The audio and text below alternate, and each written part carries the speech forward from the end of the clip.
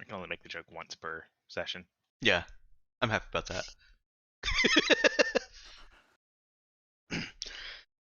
And you have just drilled into Kuditi space. You're...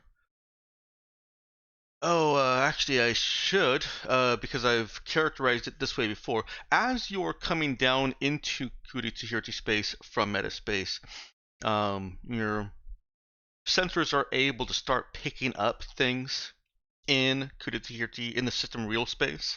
And you can see that there are a small number of ships on the other side. It takes a few minutes for the sensors to be able to make out what they are as you get closer to real space and as they continue to filter the data. But those are still a few minutes that you have to discuss among yourselves anything that you want to do. Do you want to have your emission? Wait, does this ship does not have an emissions damper? Do you want your transponder on? First of all, by default, the answer is typically yes.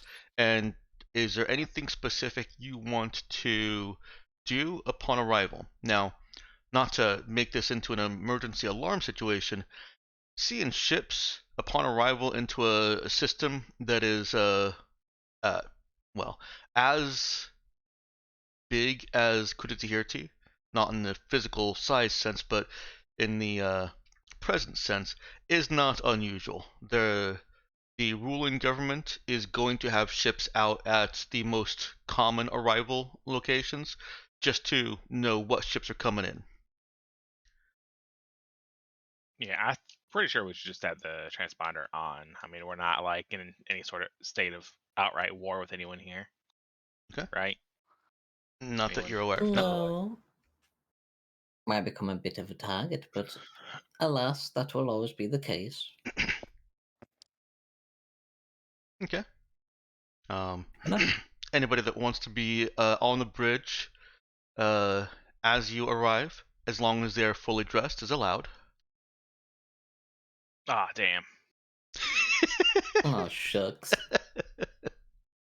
No, Marcos will be up there, just curious. No bridge spa parties.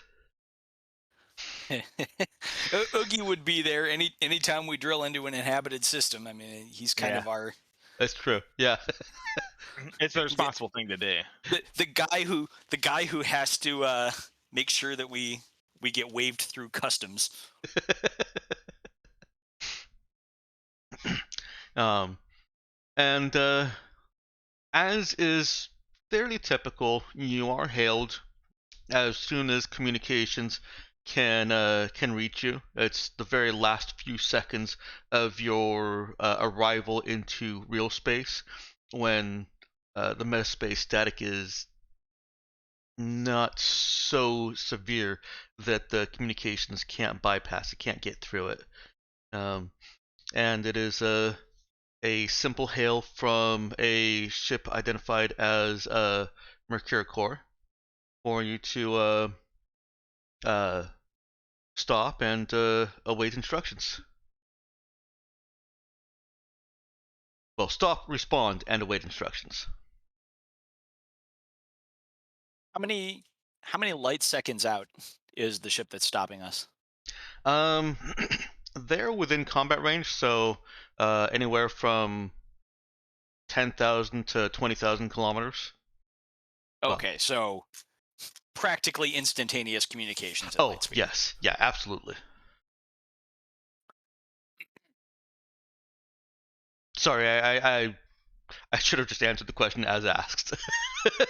It was relevant before I tried to twist it into a different answer.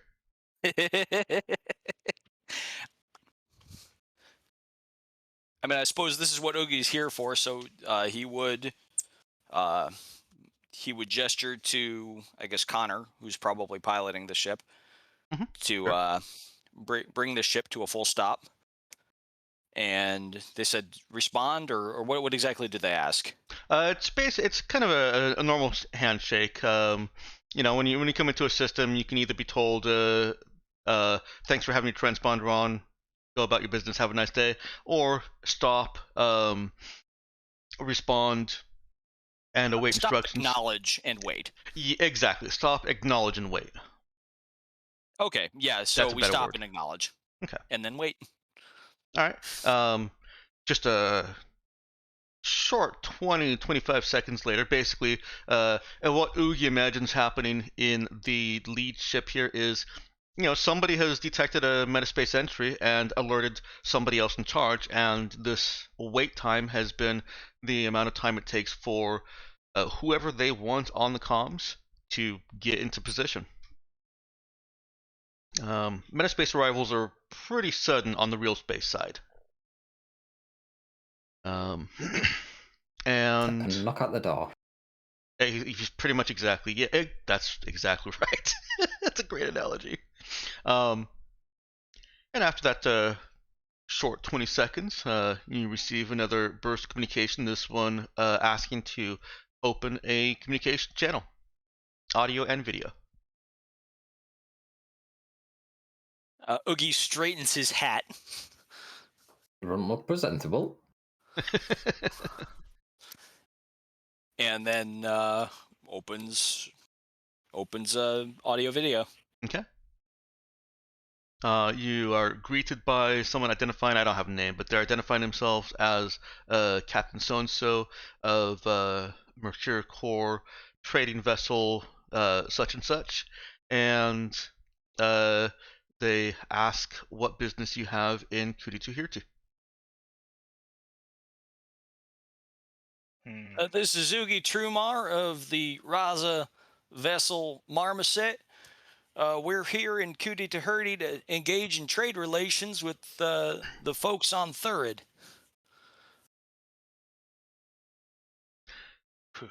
Acknowledge Raza vessel. I thought you guys what we were really here for. Acknowledge Raza's vessel. Please stand by.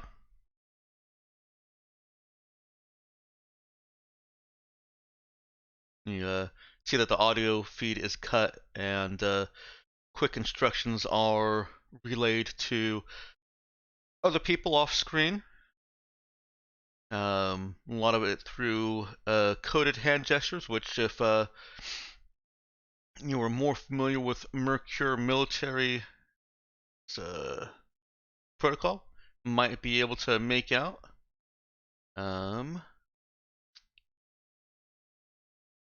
Actually, Oogie might be. You want to give me a, let's call it an int connect roll, unless you can think of something else that would fit better. No, I would love to use my best skills. Okay. I feel like yeah. Could also be trade. We'll make it trade just because I don't get to use trade as often. Yeah. In fact, trade is actually the kind of the situation I was thinking of when I said connect. Go ahead and roll it. I dare you. Do it. Do it now.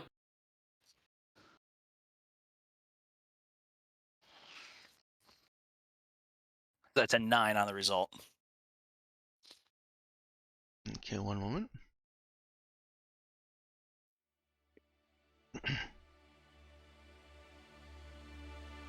Oh wow, I've never played this system music That before. one came out loud. Yeah, they tend to with the places that I haven't played because I haven't adjusted those volumes. When I was first setting up these lists, I didn't know what volume to leave them at, so they were all at a middle, just a default middle range. Okay, I've seen all 3 of those tracks. Is this still too loud? No, it's good. Okay. Came out as a 9. Yeah, they've basically...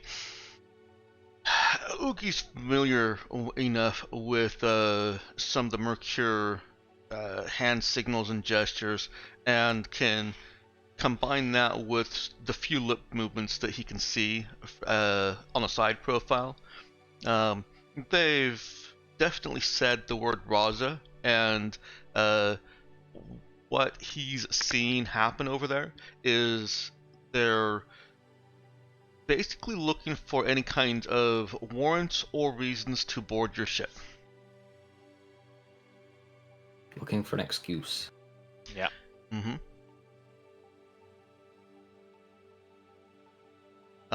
Oogie is going to mute his own channel, and he's just gonna bark out to the bridge crew.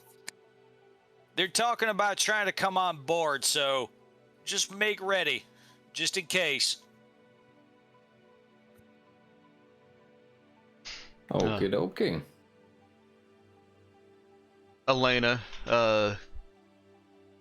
standing a little bit behind Oogie, in the captain's section, little captain's podium, just grumbles. This was expected. And I have a name for you since this conversation has gone on longer than 5 seconds. The person you're speaking to identified herself as Rebecca Boulet. Spell for me, please. Last name? Boulet. L-E-T or G? L-E-T. Mm-hmm. Okay. And I'm gonna go over to the Stars with Not Number Discord, get a ship name.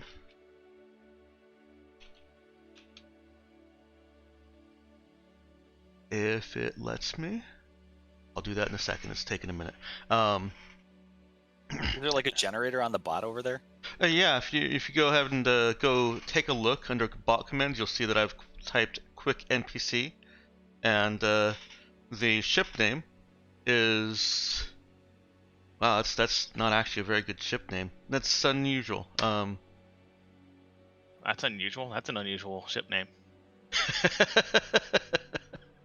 It's the sister ship to the How Bizarre. Do-do-do, do-do-do, do-do-do. How bizarre! How bizarre! Well, we're gonna go with it because that's because I put it on stream. It's the ship name is the Recovery Territory. Recovery Territory, huh? Yeah, I made a joke to Vega Wait.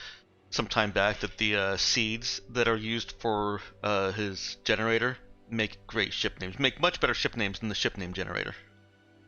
Ah. Usually, not so much this time. our actual mission is that we are going to the Recovery Territory. It's funny, yeah. The bot knows. It's gonna get us in trouble. What's even better is that the ship identifier is RECT. Wrecked. Wrecked.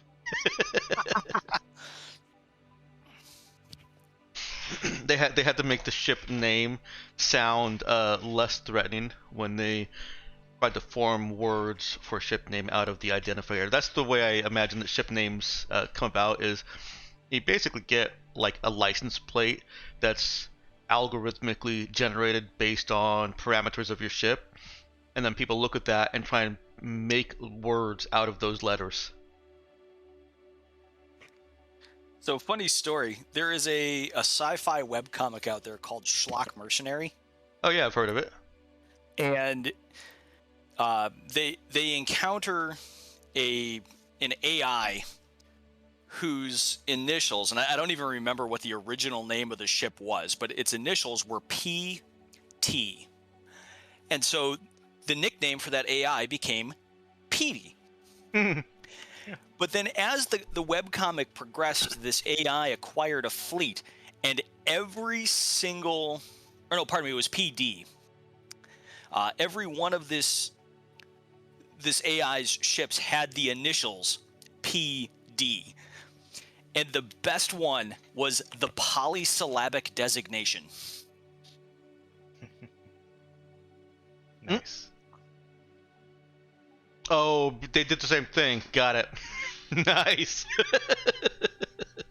It took me a second to catch up there. I haven't had enough caffeine.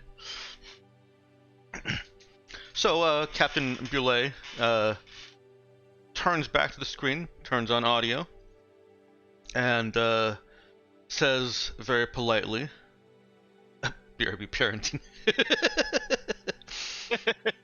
That's a weird thing for him to say. Says very politely,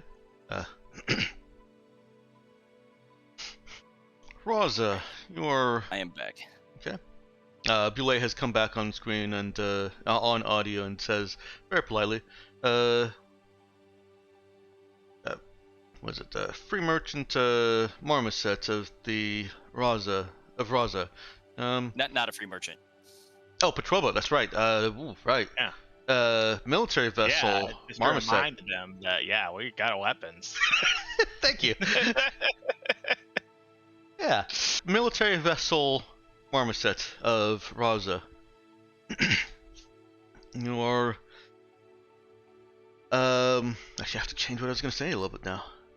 Yeah. That's Your what happens when you try to make up excuses to support our shit. your presence was unexpected in 2D2HRT space. Please allow our inspectors access to board and confirm there is no danger to the Turid Parliament or Mercure Corps holdings. Okay, that just sounds like bullshit. Oogie puts on his best mock hurt face. Why, you could find any number of things that you could claim were a danger to anybody, but there's pirates out there, and we gotta be sure that we're able to defend ourselves. Military vessel, and there are military personnel aboard. I'm not gonna pretend that you wouldn't find a single butter knife or pea shooter here. Or heavy machine gun. It is not butter knives or pea shooters that inspectors will be searching for. Will you give me an idea of what you're looking for, and we will provide a comprehensive manifest of anything that might be contraband to you, and then we can talk about it. Very curtly, Captain Bule says, "Send over passenger, crew, and cargo manifest," and then cuts audio. Amaya's not a fugitive from Mercure Corps, right? No. Okay. It's fair. I go ahead and ask that question just in case. I don't believe you have anybody that is. Okay, so Oogie is going to cut audio, and he's going to confer with Elena. Captain, I'm happy to send him over a manifest of our cargo, which is to say the trade samples that I have stashed away in my footlocker. Is there anybody aboard you don't want us declaring? Oogie looks over. You can see that she's already busy just doing a once over, probably a third over of the crew on board.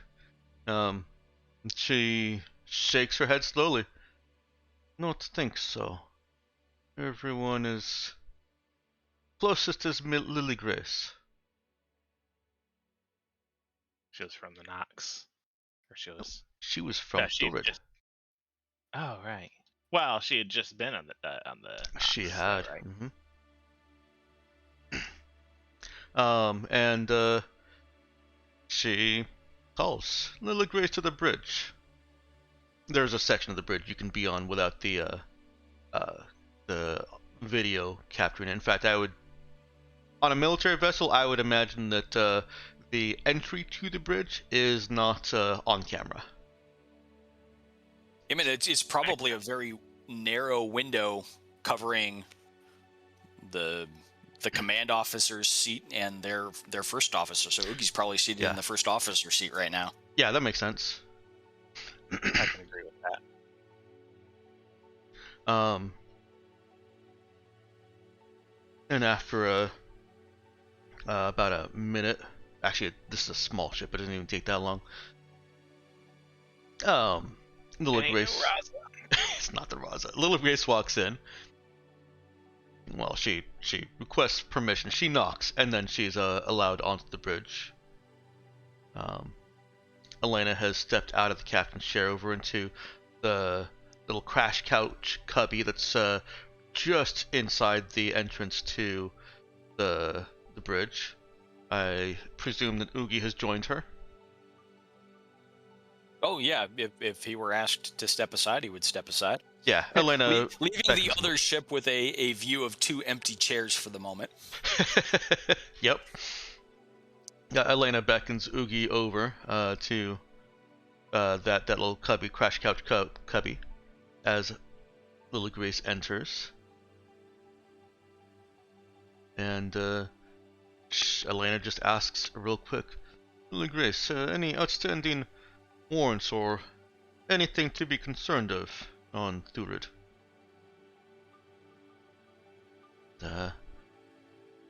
Elena Grace shakes her head. I don't think so. I grew poppies. It's not illegal in Thurid. Nothing's illegal in Thurid. I was gonna say, And Elena nods, looks over at Oogie. Anything else you can think of might give Mercure excuse to board anyways. I will return to screen. Elena steps back and walks back over to her podium. Console. Leaves Oogie and Lily Grace. And anybody else who wants to inquire or has questions about Lily Grace's relationship with Thurid. Going in.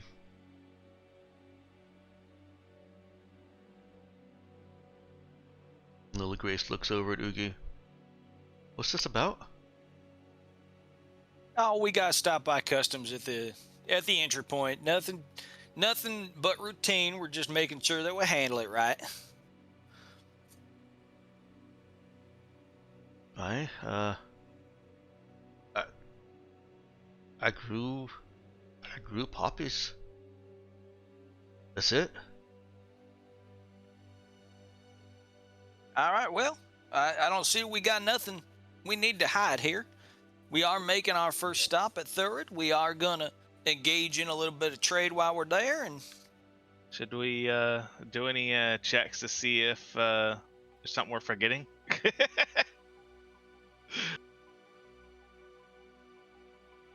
Are you asking me as a GM or the other players? Yeah. Oh, yeah, GM.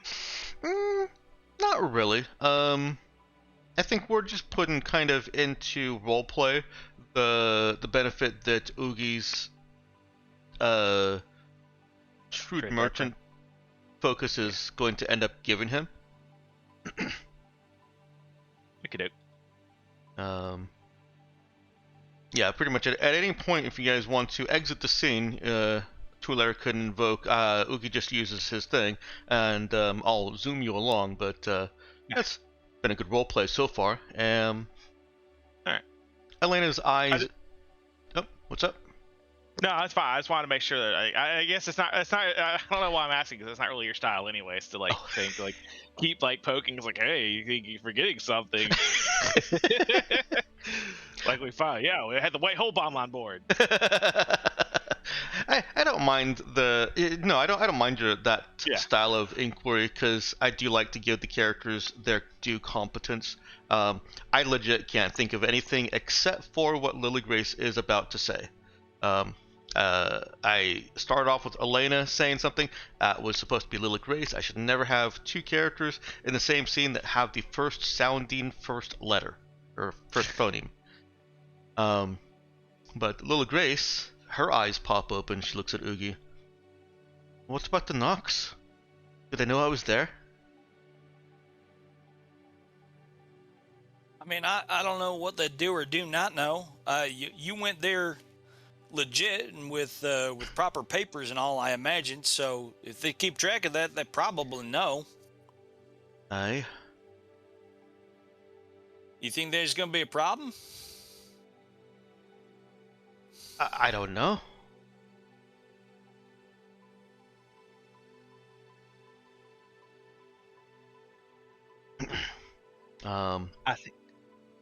I think they made it. I think they're just fishing because we're associated with the Raza. I mean, for what it's worth, I don't intend to let them board easily, but well, we got to decide, how much we're gonna fight for. If they just want to come on board and poke around, well, that ain't so bad. Well, we ain't got nothing incriminated on board I'm aware of, but yeah, no sense. You think that's gonna stop the local government from trumping up a reason? Yeah. No, that's why you don't let them on board. But I mean, yeah, we ain't gonna blast them for asking. I was gonna say I don't think I'm willing to shoot down a Mercury ship over. Can we please come aboard? Anyways, we'll have the discussion again if they decide. Please come to the station with us. Please come to the station. Ain't the worst. I mean, we maybe have to stop there anyways on our way in to get gas, but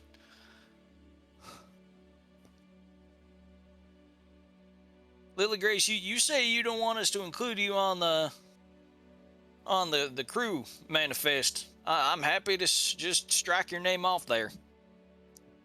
It might not be a bad idea.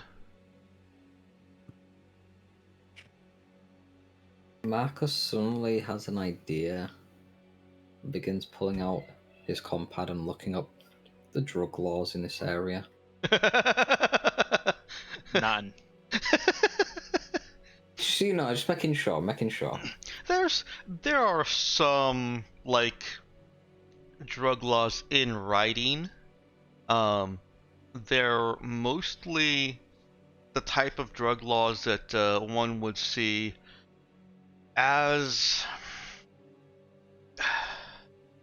like, yeah, they could take you in for it, but you know that they're really not going to. It would be like trying to say that marijuana is illegal in Amsterdam. Okay, haha. It's illegal in Amsterdam. Nobody cares, nobody does anything. But they could still, if they really needed to charge with something, make it illegal. Now, I'm not saying it's anything as light as marijuana. I should be more specific. Thurid has, I'd have to say that Thurid would have a fairly lengthy list of drug laws, but almost all of it is regarding what someone is caught doing with certain drugs, and is illuminating rights for businesses that provide recreational activities using drugs or that sell recreational drugs. So make sure said drugs are safe for consumption. Yeah. Okay, dokies.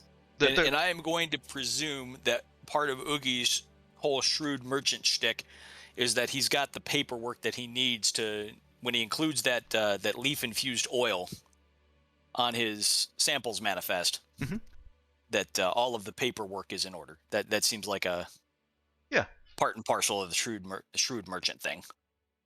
Yeah, he certainly have gotten some of that all resolved in advance. I was gonna add one last. Most of the laws that make drugs any kind of illegal in Thurid are basically just CYAs for the government and for the seller of said illegal substance. Well, of said substance. I think that's where I'd go with those laws.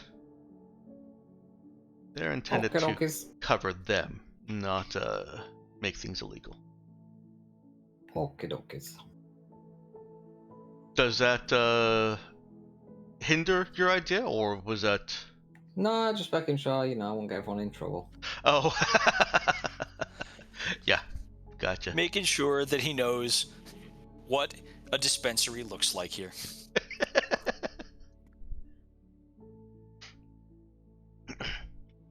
right. So in any case, if Lily Grace thinks that it's a good idea to strike her name off of the crew manifest, Oogie so strikes it, and then transmits the crew manifest and the list of samples that they're carrying, which again are infused leaf oil, cultural artifacts, and a collection of Kamiego style survival kits. Okay. Now, I will tell you, Oogie knows this.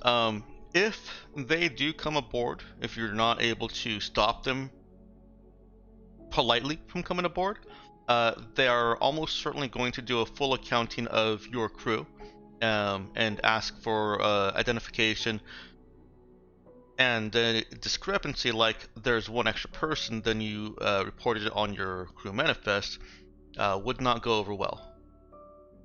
Is that either slavery or you're trying to hide them? Both All right, being I gotta true. put this one to a vote then. What do you all think? Keep her on it.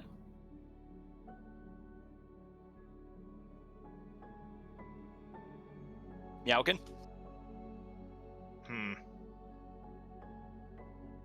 I mean, yeah, I mean, she's not like adamant, like, oh, don't include me. It's just like, probably best not to include me, right? So, I think it'd probably just be easier to include her on if it's not going to cause any major fuss. All right, so in that case, you know, when Lily Grace says, well, it wouldn't hurt to leave me off, Oogie kind of gets a conflicted look on his face. He goes, it might hurt if we leave you off. We just got to know if it'll hurt more if we leave you on. If you don't got nothing you're super concerned about, it might be safer just to keep your name on the list. She nods, looking a little bit more nervous. Nothing, just worry that they might think it had anything to do with the Nox. Yeah, that actually crossed my mind.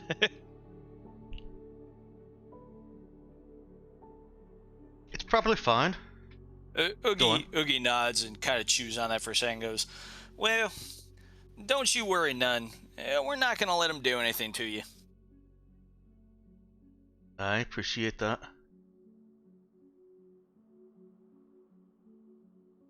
Okay. You send over the crew, cargo, and what was the other manifest they asked for? Passenger?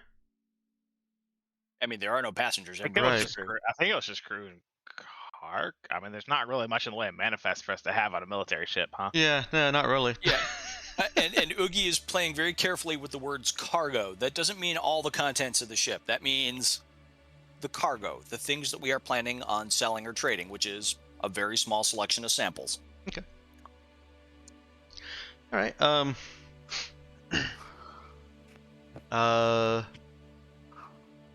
Bulle receives it and has staff, has crew pouring over it.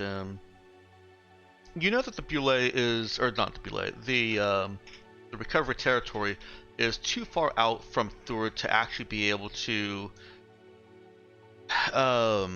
communicate with, you know, full planetary servers, and these military ships don't tend to take entire planetary databases with them. So there's a chance that if they have any kind of reason to suspect Lily Grace, or had any kind of reason to suspect Lily Grace, that she is flagged in their system, but not a great chance.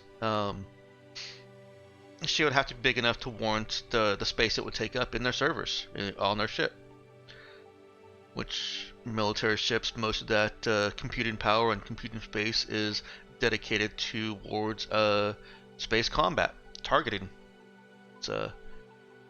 It's difficult to hit things you can't see with sensor readings that may not be accurate. And so, So it's one of them. It's like Interpol. They will generally know who a local drug dealer is, they'll just know the major dealers. Exactly. Yeah. And they would have, if they were to go back to Third, they would have access to databases with all of that information. Right. But they're not carrying it with them. It's highly likely that they are sending whatever turns up out of this exchange will be sent in a packet to Third for comparison against the full databases.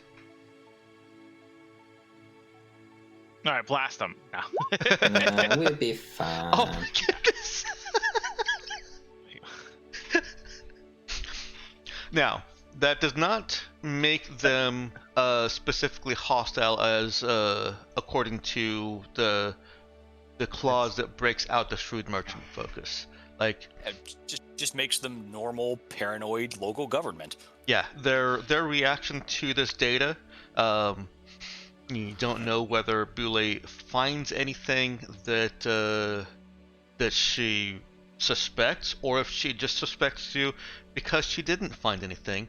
But she does come back after 5 minutes and says that they will send over an inspection team in a shuttle, and please allow them to board.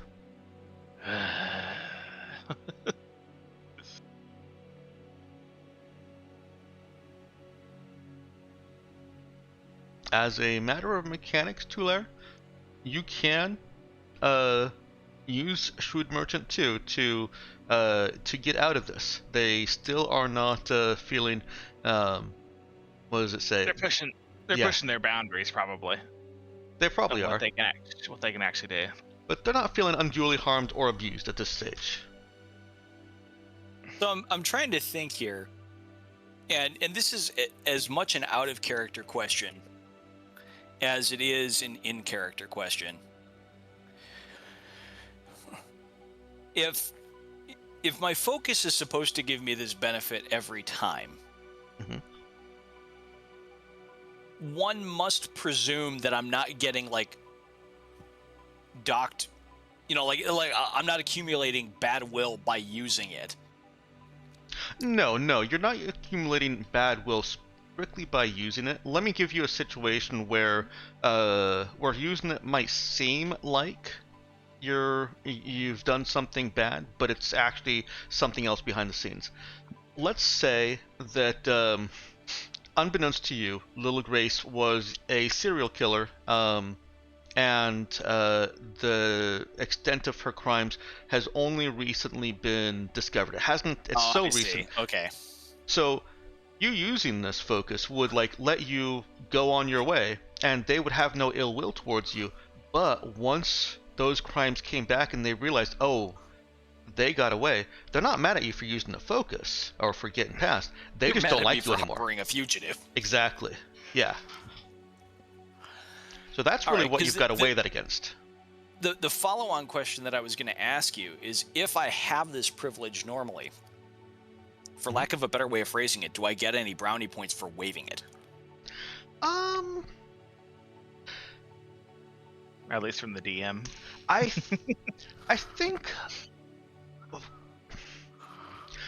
think it's a time saver, and with that, it cuts short an expected interaction. Waiving it and letting the interaction flow through fully might engender goodwill, but cutting it short is all done appropriately, legally, and doesn't engender negative will or bad will. Is that a thing? Does that make sense?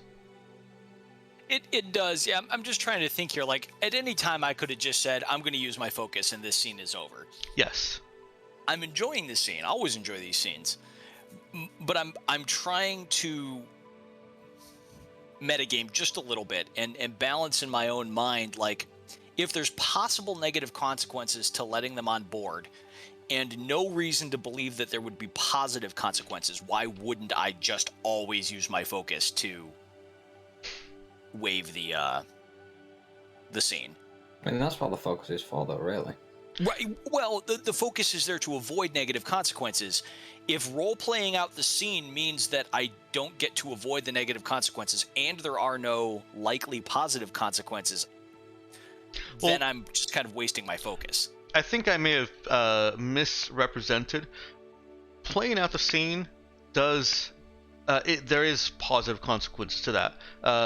Complying with all of the instructions of an authority who believes that they're fully within their rights to give those instructions, just kind of it's likely to engender goodwill in them. Okay. So Oogie is gonna cut Mike again, and he's gonna turn to Elena and just say, Captain, there are still legal loopholes I can use to get us out of this, but if you say you don't want them aboard, I'll use them. If you say you think it's worth complying here and staying completely above board, then maybe let the inspection team come on. And Elena responds after a moment of thought. The Raza, the ship, the Raza, is not in good graces with any megacorp. But this is not Raza. This is not the Raza. There's no legal connection to detain, I believe. I think the Raza is only reason we are being asked to jump through so many loops at this time. Could be good. Build some trust with Raza operations that are not the Raza. Certainly, the Raza would be arrested on site if they could. But we are not the Raza. We're just Raza. She kind of turns to you guys. Is risk both ways, da? What do you think? Like that? See how I turned it back on you guys? No, I'm glad you turned it back on us. I wanted to make sure we were also involving the chain of command. Yeah, no, I appreciate that. Elena appreciates that. Oh wait, hang on. Elena will remember this. Oh, you. It's kind of a weird command situation, and Elena does appreciate being treated as the captain, so. Oogie crosses his arm and scratches his chin. He goes, yeah, the Marmoset and Captain Elena are the face of Raza that folks can trust. Folks can rely on them.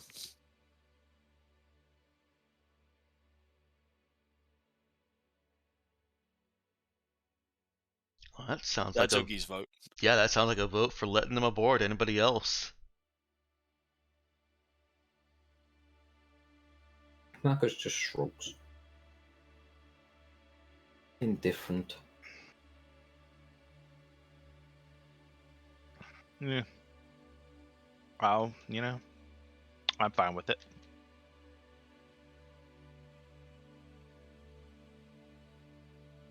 Okay. Guess we'll do it then.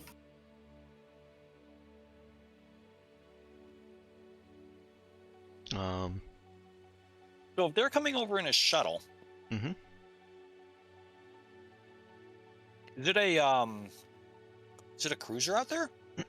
No, they've got just a shuttle parked with their frigates. They've only got let's say they've got 2 patrol boats and a shuttle out here.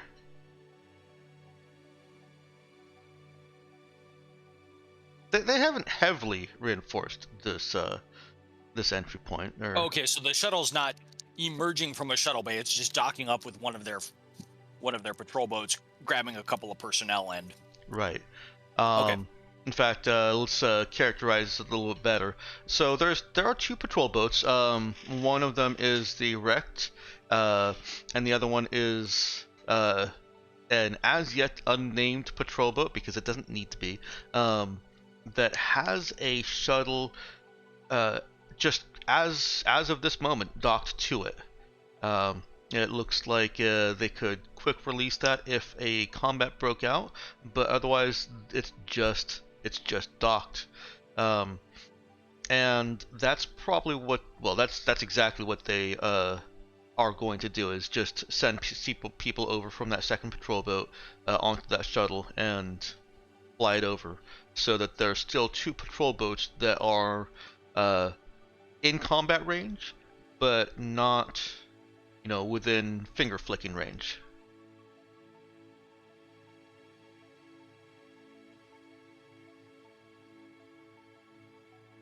Well, I mean, if there's consensus there, or at least not stern opposition, I think the vote said we let him board. Lila Grace, a little bit quietly. I'll go back to engineering. She leaves the bridge.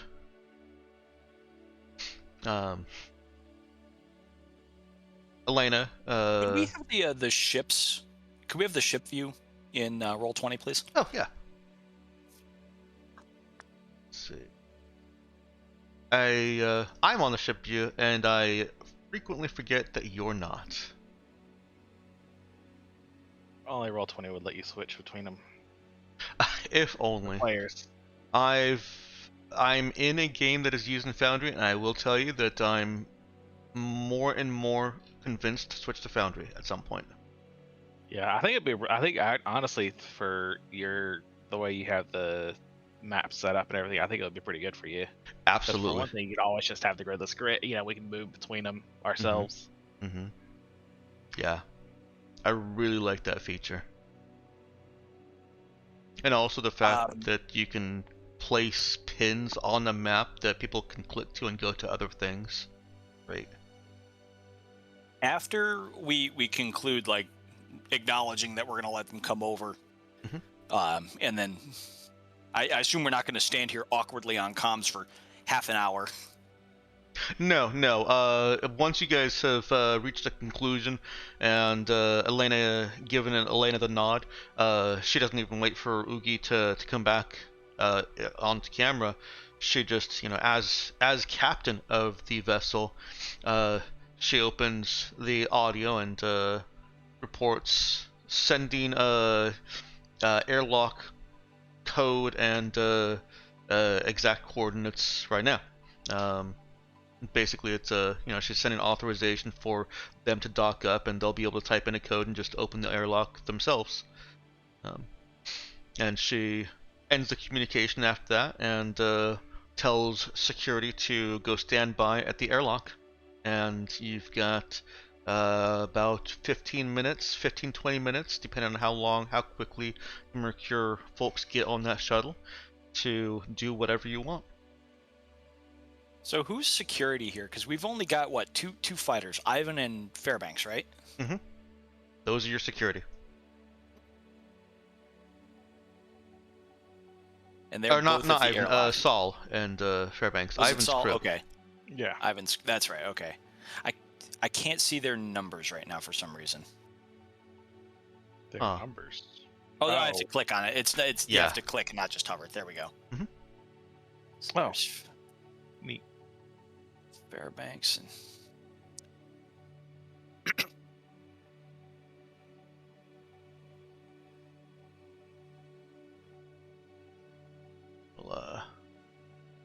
But other people. Oogie's going to dismiss himself from the bridge. Then he goes, "I'm gonna gather my samples and I'm gonna post down around the workshop. Lily Grace seemed nervous. I think she'd like to have a friendly face around when them inspectors are on board." Well, I guess I should probably keep my heavy machine gun in the armory. Yes. It's probably rude to just point it out probably and come aboard. quite rude to have that on my person. Little Grace makes an offhand comment as Oogie walks in. Just a little quip about so soon, now might not be the best time.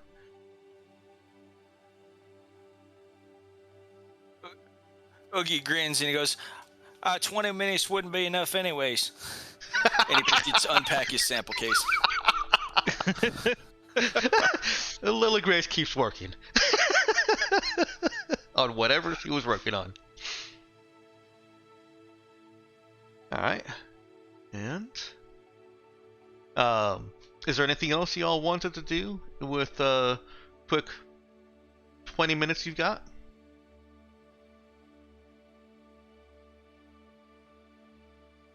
Nah. Max is good with what he's got. Okay, all right. A team of 4 Mercury Core inspectors does come over. Now, let's see. Is anybody other than Fairbanks and Saul greeting them at the airlock? I mean, I'll greet him because I want to see if there's any psychics. Okay.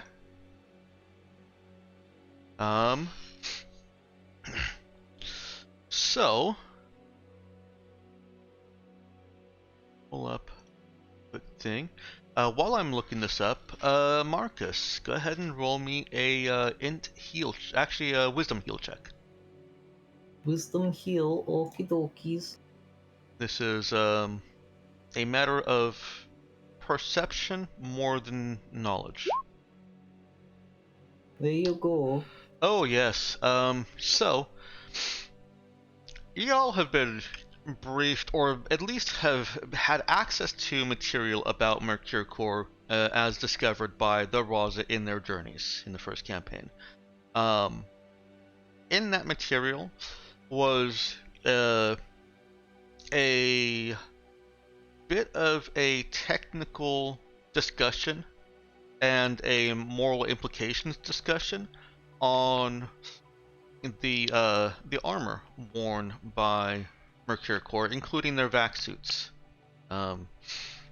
Having had more samples than just the armor that their security wear, also having had access to some of their vac suits, it was Jai Rao's opinion that Mercury Core has specific designs that auto-inject their security crew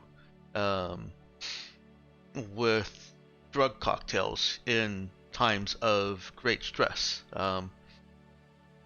It's either tsunami, a placebo, or, as the crew of the Raza first-hand experienced, a drug that turns man into monstrous terror. Resident Evil. Yeah, it's Resident Evil all the way. And this armor and vac suit design isn't on every single one of them. Like a regular starship crew don't have it. It's just the security, primarily the security. Marcus is observing the same design elements that were discussed in that material. So here's where you decide, did Marcus read through any of that?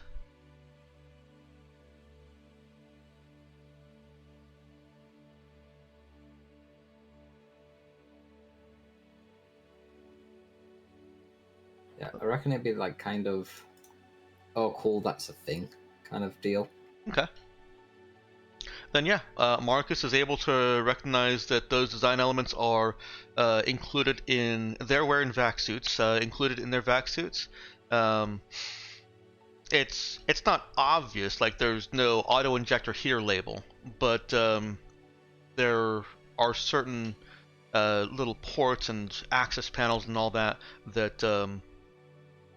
that correspond to what Jai Rao had observed. So you're able to fairly conclusively determine that the 4 coming aboard have auto injectors in their suits.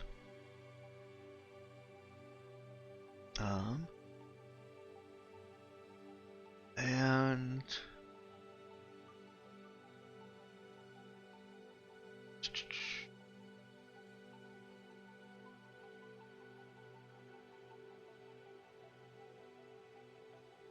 Oh, that's what I'm looking for. Okay. Okay, so Metascience can detect psychics unless Just the other psychic has cloak powers, at which point it is a contested roll. yes. Okay. Alright. Do you want to go ahead and... well, I'm I'll just gonna tell you, quickly there is restart. one psychic aboard in this crew, and you can go ahead and relaunch Discord.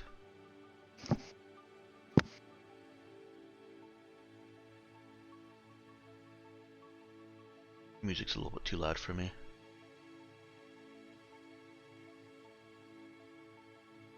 There we go. Yeah, I kept pushing the button and I wasn't talking. I'm like, huh? What's happening? Oh, okay. Yeah. Good. So yes, there is one of these four is psychic. Ooh. Okay, dokies. I'll give them a nod. Quick, kidnap him and take it so we can have another psychic for the Raza. Okay. Under escort from Fairbanks and Elazad, the four of them split into two different teams. Elazad approves the split in the interest of saving time, and they just do a pretty much a quick visual inspection of the external areas. Well, not external. They do a visual inspection of the ship. And one of them also connects to the command console, one-way connection only, so they can't possibly hack into it, just to get some extra ship diagnostics and readings. The only thing of note through this encounter, through this boarding, is that one of the teams, the one with the psychic, and I'm assuming that Marcus is identifying that one to the rest of the party, or is that a bad assumption? Max is just following the dude. Okay. Okay, so Marcus goes along with Fairbanks and joins Fairbanks in escorting that team. Okay. That team does come to Lila Grace. They are asking. Sorry, I got ahead of myself. They do ask for identification and homeworld of every member of the crew. And when they get to Lila Grace, they sit down and ask more questions about her time on Thurud, what made her leave. I don't think they have the right to ask those questions. Does anybody try to stop them? I don't know the law. I'm like, oh, may I know the reason for this? 'Cause if we're asking questions, I'd love to know the stuff you put in that. You know, the whole. You know? They look at each other. I don't know what you're talking about. You don't know about the. No? And the psychic kind of laughs. How's that go again? I mean, I've done it 2 times. Do you really need it a 3rd time? It's funny. I know, tell me. So anyway, enough about them. You, where'd you learn at? Learn what? Oh, come on, don't bullshit me. You're psychic. Yes, Where'd I you am. learn? Yeah, no. That's what I just stated. So where'd you learn at? Belford Academy on Thurud. Ah, what's your specialty? It's classified. Come on now. No, that's classified. Come on. Don't want to show it off a little bit? We're gonna continue asking her questions. No. I'm the one asking the questions here. That's not how this works. What do you mean it's not how it works? It's how I'm saying it we works. come on board and so we investigate, not the other way around. And but I need to know what we're getting into. We have every right to inquire inquire about crew members that have been on Thurid in the past. And what do you hope to gain out of this conversation? Why don't you roll me a talk check here real quick? Yeah, I'm just trying to be a pain and a nuisance to him, basically. Yes. um.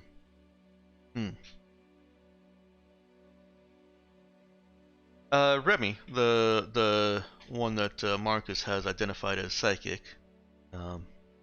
Look, we're just doing as instructed. Ask any questions of anyone who's been on Thurid. This is just a standard operation. Okay.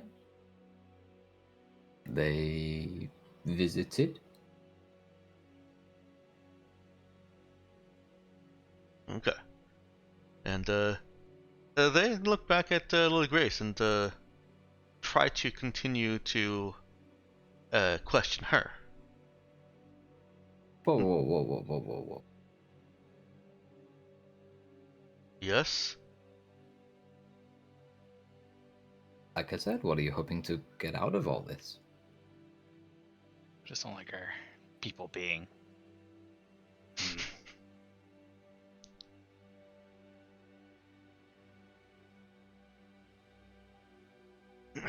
I told you, this is a standard operation. I simply have to ask the questions. Okay. And I'm asking the questions to understand why you're asking the questions of what you're hoping to accomplish here. Because you've said obviously you'd like to ask the questions, but not why. I don't know. I just ask the questions that I'm told to ask. You want to take it up with my captain? Be my guest. Oh, no. I have no reason to ask your captain why you ask questions. Okay, I know then why let me you're ask asking him my questions. questions. Yeah, but the thing is, do we need to answer them? Because as far as I can tell, we're just law-abiding citizens here. Until you have something to, like, press upon us, some, I don't know, reasonable suspicion, then I don't see why we'd need to comply with the request right now. Well, your captain agreed to. I That's know. reason enough right there. Reason enough to what? I don't believe we agreed. Well, I guess. I don't know if Archibald's actually really there, huh? This has gone on long enough that anybody who wants to Okay. be there can, yeah. Okay. He was like, Archibald's just like, what's the holdup back here then? I don't know. They just want to ask questions. And I'm asking why they want to ask questions, and they don't want to tell me why they want to ask questions, so we're just stuck in a standstill, really. Because until I can know the honest, reasoning behind what they want, which we all know is you want something incriminating, and we're not just going to give you something incriminating because there's nothing to give, but you're just going to keep on poking. That's just inconsiderate, really. The non-psychic one. Hang on, real quick. Leo.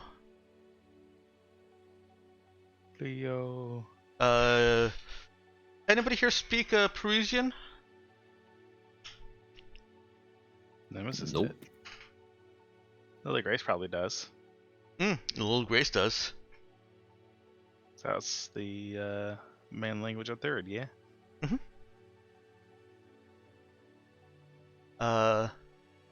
Oogie doesn't? No, Oogie doesn't. We already established before that I do not have widespread linguistic capability. Right. I keep forgetting that. All right. Well, you still have your translator torques. If you have them equipped, if you've got them on your sheet and have taken up the encumbrance, if you're actually wearing them right now. Not I. No. What about Marcus? I have no translation. Okay. I mean, I like not like inbuilt, no. Okay. So, all you hear then is Leo in Parisian, apparently opening communication with well, not opening communication, communicating to someone else in Parisian. At this point, they've opened up their helmets, so they're not enclosed in vac suit. It's just uncomfortable to be anyways. You can roll a wisdom notice check if you'd like, just to try and gauge tone and intent. I have a question that I need to ask before the scene is allowed to progress too much further. Okay. Are there documented merchants' rights or a legal like a legally required like collection of information that can be compelled, or have we essentially given them carte blanche just by inviting them aboard? I mean, he yes. said earlier, all we have to do is identify. He said nothing more. Yes and no. Military. It is gonna depend on the planet, the government, and all that. Mercury Core is in an unusual position where Mercury Core isn't actually the government of Thurid, but they own about 75% of everything on Thurid. So they're basically the government without being the government. And as far as merchant rights, I'm going to hold off on that because I'm not entirely sure what direction you're asking for that. I can answer what direction I'm asking that for. While Marcus has been distracting these two goons, Oogie would have been gathering this information and having Lily Grace write the shortest possible answers to required compliance information into a form. If there is such a thing. Okay. Well, why don't you go ahead and roll me your notice wisdom check while I consider that also. Okay.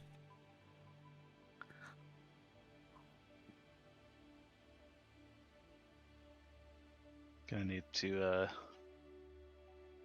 want to bring up Bounty Hunter level 2 at some point, because I'm really starting to regret level 2 of that one. Yeah, okay. Unless we could apply it here. It's a situational 3d6 basically. Anyways. It does not need to be discussed now. I'll say just real quick, I can see how it's actually a little bit eclipsed by its own level 1. Yeah. Yeah. Let's talk about that after the session. Sure. Okay. So, Oogie, and anyone who thinks that anyone whose character might have reason to know this, the military ships of a polity, those captains are going to have fairly broad discretion when it comes to searching, seizure. There's certainly laws in place because all of the megacorps also have a vested interest in a place controlled by one megacorp not being able to just seize everything from ships from another megacorp. So there are protections in place thanks to the megacorp Cold Wars. But those protections falter a little bit with regards to personnel and crew, especially when they're from a polity. The the captain of a military vessel, which the Mercure ship is considered because of their arrangement with the Thord government, does have authority to make sure that anyone who's from that place or who's identified as having visited that place is not connected to any crimes. In Oogie's observation of this exchange here, they were trying to be circumspect and get around to what kind of anything Lily Grace has done or been involved with, and Oogie, knowing that she was on the Nox days before it was decommissioned, would expect that they, on finding that out, will dig deeper. Will put that in their files. Now, what this notice check actually is intended for, and let's do something real quick here. Meowkin, why don't you roll your extra die from Bounty Hunter level 2 for that? Yeah. I think that's a reasonable application there. +2. Okay. All right. So both Oogie and Archibald can get the sense that Leo is communicating the situation to his captain. I mean, you pretty much know that he's talking to his captain. He's definitely not just called up his best friend. Yeah, that would be a little weird. It would be a little bit weird. Hey, bro, I'm trying to investigate this lady, and these guys just won't let me. See you at Sundance. And tone of voice is slightly annoyed, like the kind of annoyance of a construction worker who's got somebody standing in front of him.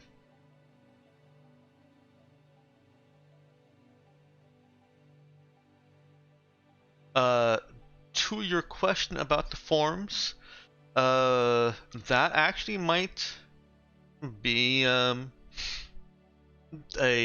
work out of having Lily Grace questioned, or outright denying these questions. If she were to put into a quick declaration, and Oogie can find simple activity declarations of the details of her attempted business with a Nox, that would probably satisfy them. So wait, were they asking questions about the Nox then? They were not. This is all speculation that I'm allowing Oogie to have, so to speak. Basically, thoughts that I think Oogie's competence would consider.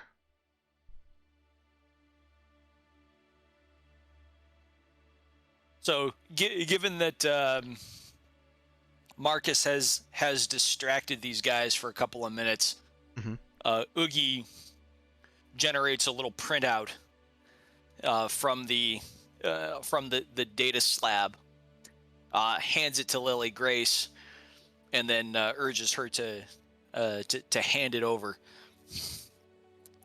to the gentleman. You don't want to do that electronically?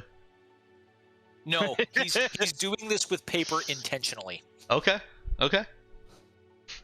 Because it's both ostentatious and annoying to them. Well, it's annoying to Lily Grace also, but she does begin completing that. And there are sufficient questions on that form that it does, in a nearly prophetic way, ask what business she had on the Nox. Like, it's not an extensive form, but the questions are such that she does end up writing, what her affected or attempted business was with the Nox. it's going to take her a minute longer to complete this. And you've got Leo over there apparently having a small communication with his captain, or at least having sent a question and now waiting. Both of them have silenced and are no longer interacting with. Well, they're not answering any questions that Marcus has asked already. Do you want to just let them wait, or are you going to try and keep them talking and delay their conversation any yourselves?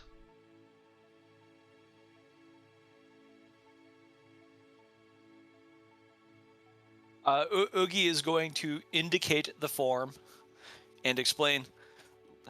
Lily Grace is answering all questions that she's legally and regulatorily required to answer by Mercure, and then we are going to be on our way.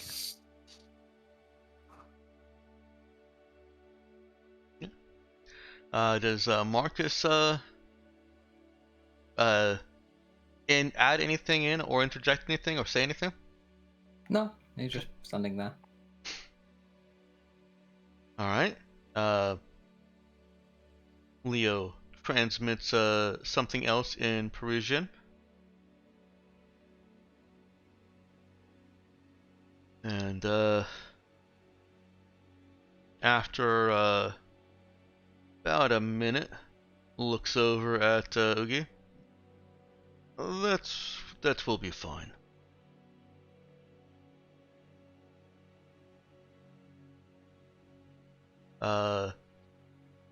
Remy gives a side-eye glare at Marcus.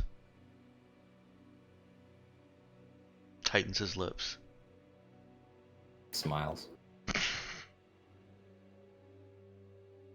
And Remy was the psychic, yeah. Mm-hmm.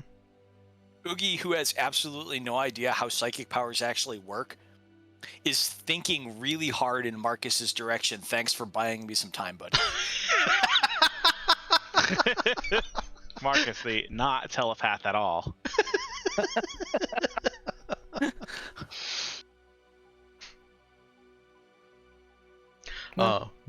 Max is just smiling, waiting for this dude to try and do something. In due time, Lily Grace finishes the form and hands it over. She, a little bit sheepishly, sorry about this, apologizes to them. Sits back down. Is that right then? Anything else? And Leo looks over the form. Has a well, seems like he's reporting some of the responses back to probably Captain Boulet. She seemed to be in charge of this little fleet here. And just a few seconds after he finishes talking, he looks back over at the lot of you and nods. That's okay.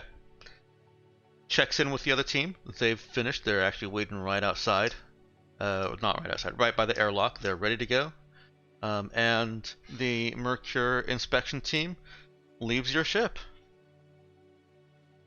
Hooray. Oh, that was boring. I was hoping the other psychic would at least do something. Yeah, I was thinking maybe we could have seen like some sort of psychic duel. I know, that's what I was hoping for. No, Marcus, you said didn't identify him as psychic to the rest of the crew earlier than this, right? No, Marcus was literally following the dude, whoever the psychic was. Yeah, so this is the first time some of you have heard that was a psychic. Oh. So you don't have like there can only be one rule? No. No. I mean, I thought about it, but no. So if he was in the telepath, he heard me thinking it, Marcus. Well, Of course, Marcus wouldn't have been able to hear. He'd have to actively like use his power. yeah, he didn't use his power, so you're all good. Yeah, no, he did not use his powers at all. That you're aware of. I mean, I would be aware of it. I didn't make a roll. Therefore, there was nothing to happen. Okay, so wait a minute.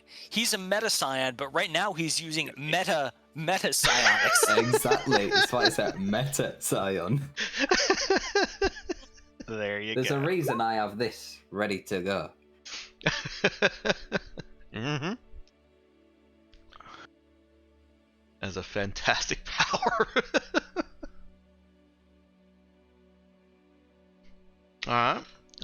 Just a few minutes after the Mercure team is back aboard their own shuttle and is declamped from the marmoset.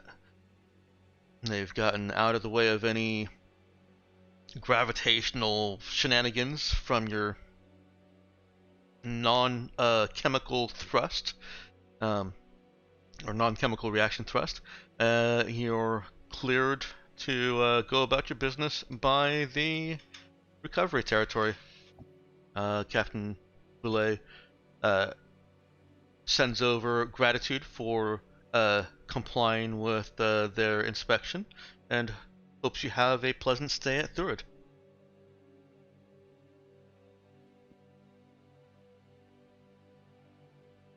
Mm-hmm. So to kind of go backstage just for another second on the whole shrewd merchant thing, I would say that spending the extra time and going through that in a scene, despite any hitches or any aggravations that individuals in that team may experience, was overall a positive mark for the marmoset going forward. So that wasn't We're just law-abiding citizens. yeah, that wasn't a waste of time. That was We just know creating our rights. positive impressions. We're just law-abiding Malicious citizens that are aware. Aware of your rights, yeah. I know my rights. Yeah, the difference being that when Oogie says that, it's unlike anybody else with a redneck voice saying that. He really does know his rights. And it was helped a little bit by Little Grace being fairly clearly nervous and Yeah, we're just protecting our crew. mm-hmm. Yeah, you know what? I'll add on. The captain also apologizes if any of the crew felt unnecessarily stressed during the interaction.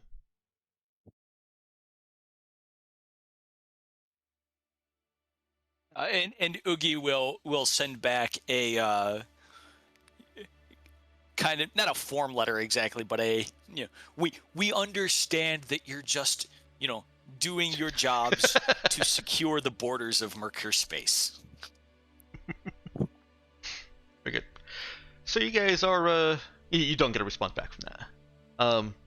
So you guys are, if I heard you correctly earlier, going to Thurid, not directly to Anti. Is that correct?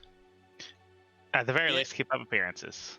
Well, no, because we had talked about that during the last session that we needed to make preparations. Buy radiation equipment or whatever that's appropriate for Anti, or make modifications based on data that we can acquire on Thurid. Yes, Marcus did want a rad suit. Yeah, that may have been miscommunicated. The data acquisition, I had intended for it to be directly from Anti. So basically orbiting Anti, using your sensor array to gather that data and go back to, use that for whatever purposes you want to. Oh, I see. Then we would go to Thurid. You certainly, I mean, there's no particular. Go ahead, Miyakun. I was gonna say if we determined we needed something from Thurid to progress. Yeah. there's, no particular reason you couldn't go to Thurid first and try to find that data.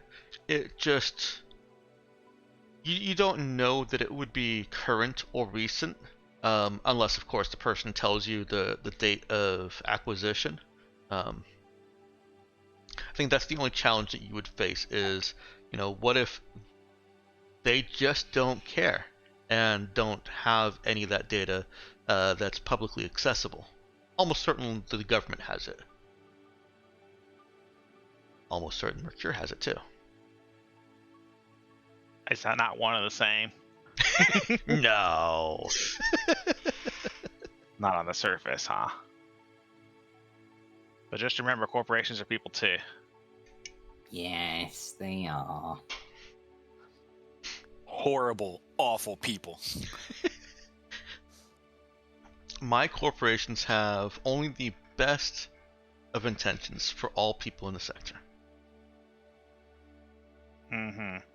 They just have very specific definitions of what people are, and will gladly exclude people that other people think are people.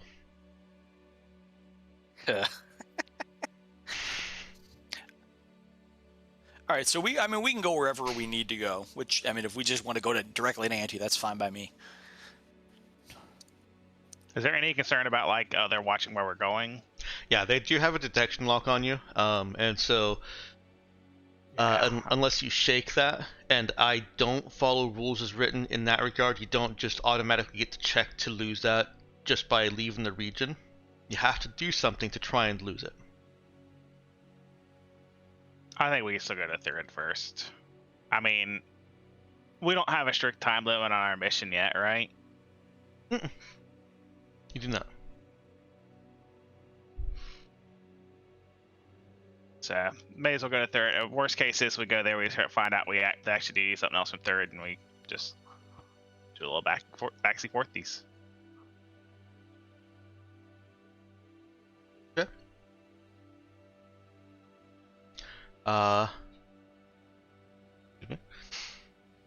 Then let's go ahead and get you to Thurid. It's going to be another day. Yeah, one more day to Thurid. And as you are getting within several hours of the planet, you can see that there are a couple of Thurid Parliament military vessels in orbit, but there are more Mercure Core ships. They're not military ships, these other Mercure Core ships, at least not all of them. The majority of them are frigates, bulk freighters, other ships that aren't specifically classified as military, and which generally have sizable cargo holds.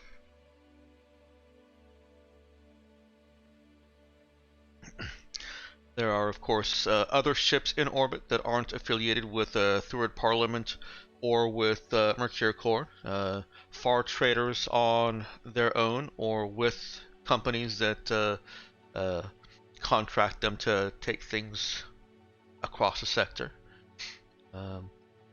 Visitors, there's plenty of ships that look like they're just rich people ships, kind of floating in orbit, or floating in orbit, while their owners or passengers delight in the pleasures of Thurid. It's a busy system.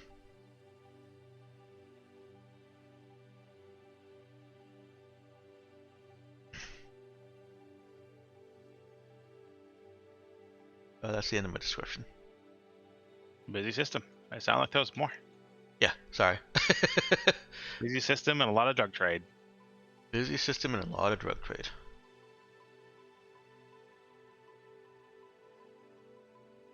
If only Nemesis were here. That last exchange might have gone differently. Yeah.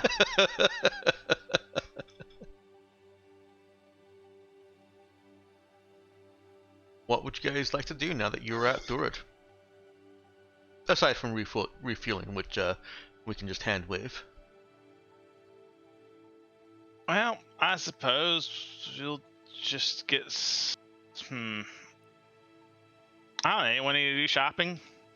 I look pointedly at Marcus. I'm sure he wants to do shopping on Thurid. This should no, be. actually. What? No, I don't really have a reason to do shopping. Not right now, at On least. Thurid. Yes. Right. Not right now, I don't. Are you saying you don't have enough money right now? Maybe. Well, then Marcus, you can help me help you. Oh, okay. Oogie hands him a carton of the leaf-infused cooking oil. I'm looking for the best place that we can peddle this, and buyers who might be interested in buying it in bulk. Think you can help me? I can totally give it a try. So, like, how much are we trying to sell this for, though? I mean, out of character. It's a trade good. I know, yeah. He was just like, I mean, yeah, at least a couple credits of a carton, right? no. Yeah, I mean, trade goods are They're bulk items. Yeah. The quantity of what constitutes my 50 credit unit of leaf-infused cooking oil, I don't know. I feel like 50 credits for. Oh yeah. I mean, that's probably like a pallet, right? No. Leaf is actually more expensive than that. Oh. Just making Well, I mean, sure it's that only as expensive as people are willing to pay for I it. mean, that's lovely for me. Like a maybe a dozen carton of good oil.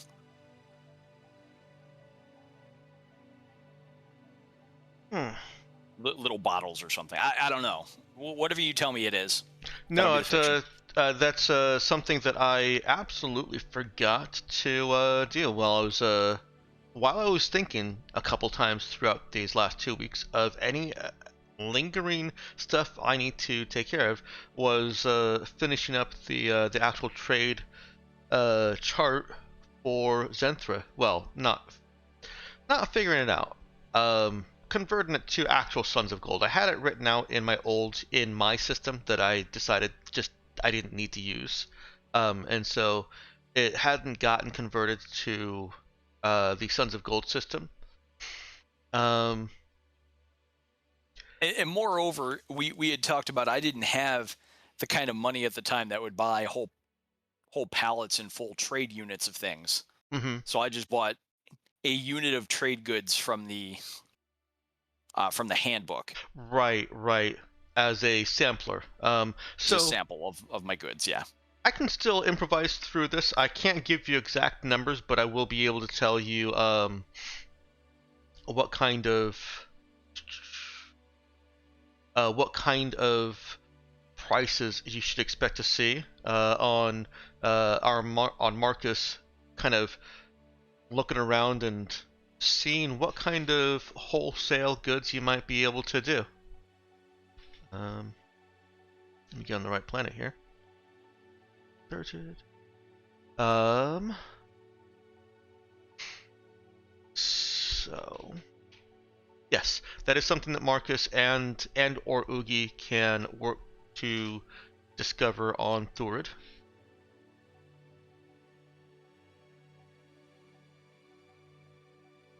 Sorry, I sound like I'm going to say more, but I'm not. How dare you? Yeah, you guys have you're at Thurid. Marcus and Oogie can certainly put out feelers and try and get an idea of how much you'd be able to sell leaf infused oil as a separate good than just leaf, basically creating a new kind of trade good. It's more respectable when you include it in cooking oil.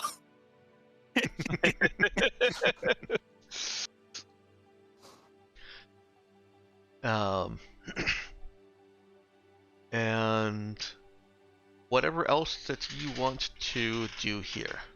So it sounds like you're asking for permission to land then. Yeah, I figured we could also scope out the market and figure out where we could buy rad suits or get modifications to rad suits. That way, if and when we come back here later, we can have spent the time in advance, so we can quickly move from scans to purchasing rad suits to getting back over to Ante. Yeah, that makes sense. Yeah. Let's see. Going to put you. Nope, not there. Alright, good. Move you over to our gridless grid. I believe all of the NPCs are here, yep. As well as your clickable Raza War token. I'm going to move that down near the bottom here.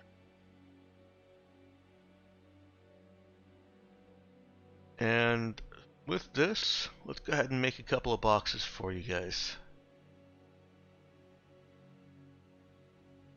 Just so I know what people are doing.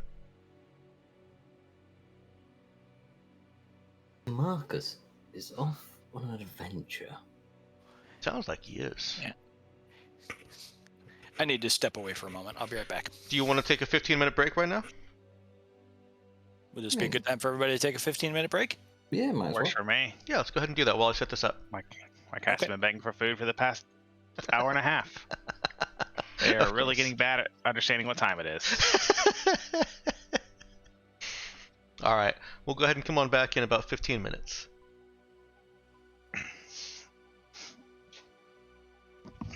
I'm going to go ahead and jump back in. Alright. So you're in orbit around Thurid. You blend in reasonably well with all the other ships. Very few are military ships, but Just you know, casual. whatever.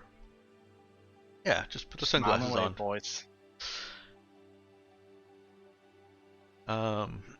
And you can request authorization to land, since you do not have, as far as I remember, you don't have a cargo lighter. We do not. Yeah. not We for a don't even patrol have cargo space. boat. Right. Why would we even have a cargo lighter? Yep. Even Valid if question. there was room.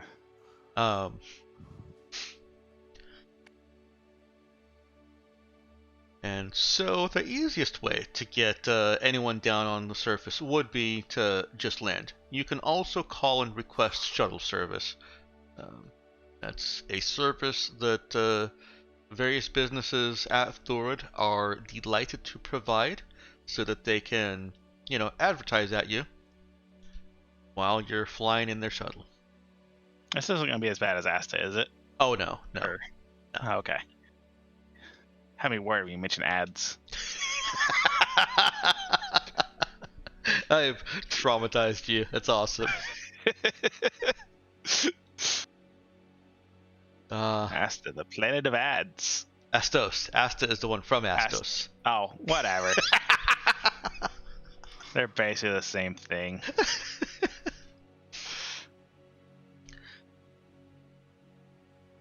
Alright, I'm gonna put Marcus over there with, oh, Marcus doesn't have a token over here. I'll give Marcus a token and put it over there. Truca. So, do you want to give any of your crew shore leave? And is there anything else that you want to specifically do other than drugs? I mean, I guess that ask sounds funny like around. that. Just try and get a feel of what the, I guess, atmosphere is around Nox. Are people happy, depressed, looking forward to being here? Like, Don't care. yeah. Okay. Go ahead and...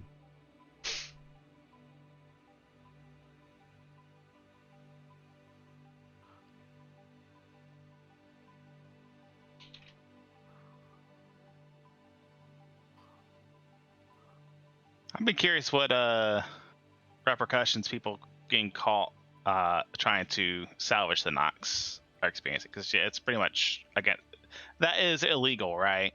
Or not really, or is it?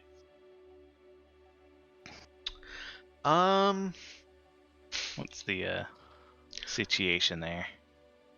I don't remember if I've said anything on this before. And so I hope I'm not contradicting myself. Actually, I guess the question is, yeah, I don't know if we have said anything about it before. Honestly, I forgot that it was. I think when we picked the mission, I forgot that it was in the same system as Third. Ah, yeah. So I wasn't expecting as much police presence. But now I'm concerned about it. Yeah, that is something that you can investigate. Let's just take off the feelings of that and say investigate Nox in its various issues. And the legality surrounding it. Yeah. Investigate Nox questions. Alright. Alright. Shore leave for any crew? Don't really see why not, unless, I mean, we could trust our people not to go blabbing about us going to salvage the Nox, right? I think that we insist that Elena go on shore leave for a day. Yeah, Elena's definitely on mandatory shore leave. And for both her safety and everybody's, I think that we send Sunny with her. Sunny is not happy to be here. Do a day spa or something. I'm sure they've got like spas and stuff here. Sunny is not happy to be here on Thord. And her lip tightens as this is being suggested and or told. Well, you guys can't tell her, but Insofar as, yeah.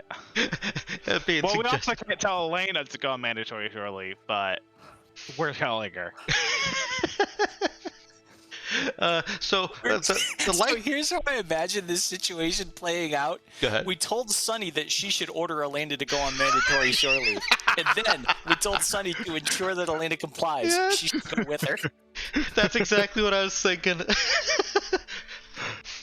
Sunny was in support of this initially. And that support quickly turned. Yes, we make sure that she orders Elena first before we spring that little nugget. Sunny will remember this. And so let's see here. I'm assuming we're not going to send Alexi, Ivan, and Saul to a spa with the ladies. You know, it seems like a girls' day out sort of thing. But I suppose if Fairbanks, Notario, or Lily Grace are interested in going with them.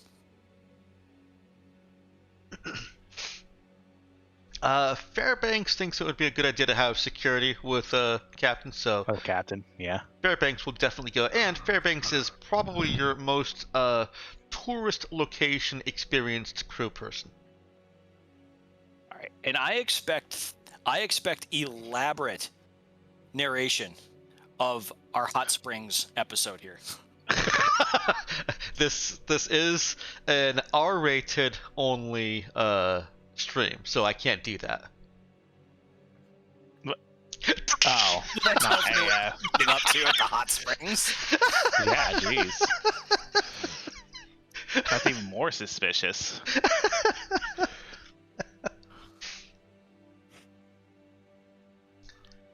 I don't have an Amaya on here either.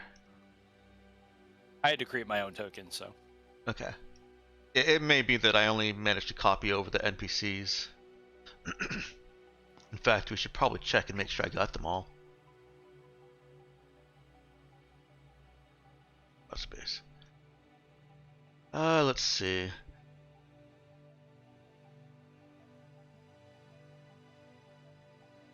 Is there a Saul over there? Yep. Okay.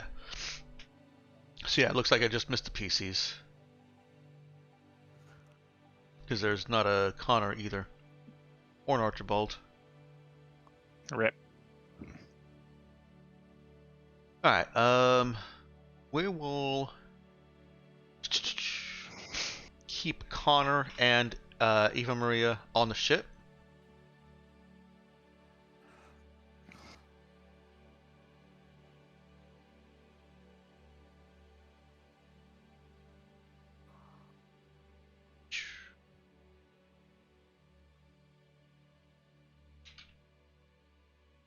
And does anybody else want to specifically to stay on the ship?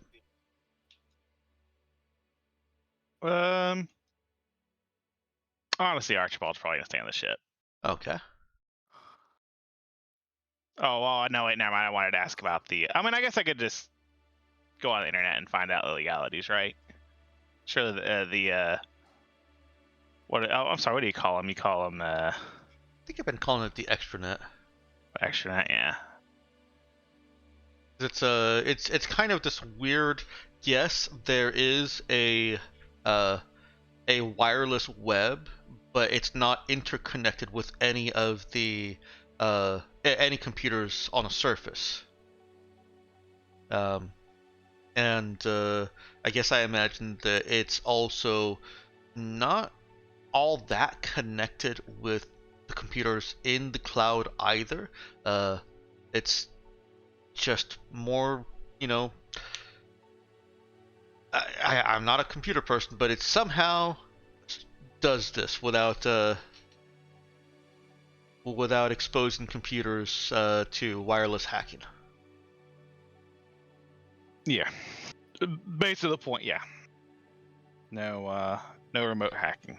Yeah, I got it. I understand. I learned that last game. The original Darkstar game. Anyways, I'm sure they have information on the laws at least. Yeah, absolutely. There's an entire visitors read first section. And the Traveler's Guide to Thurid. Yep. And how to not go to salvage the Nox.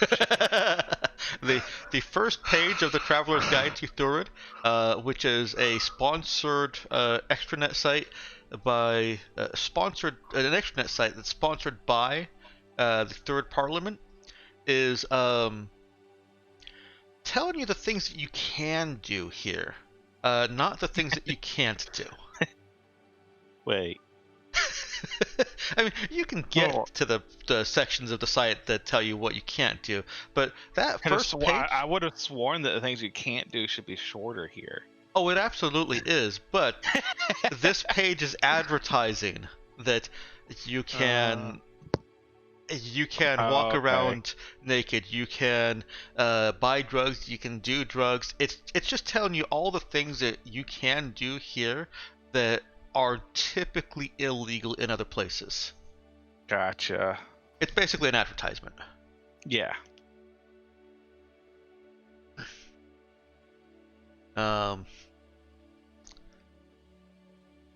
And so it looks like you've got two things there. You've got investigate things about the Nox. That's kind of going to be a separate, an additional thing that Marcus is looking into. Got the drugs that you're looking into. I'm going to start putting people. Let's see. Saul also wants shore leave. Nope. Saul is staying on the ship because that would leave no security. So Saul takes that. Alexei, and I'm grouping people who take shore leave together. Alexei and Ivan are going to gallivant about the town together.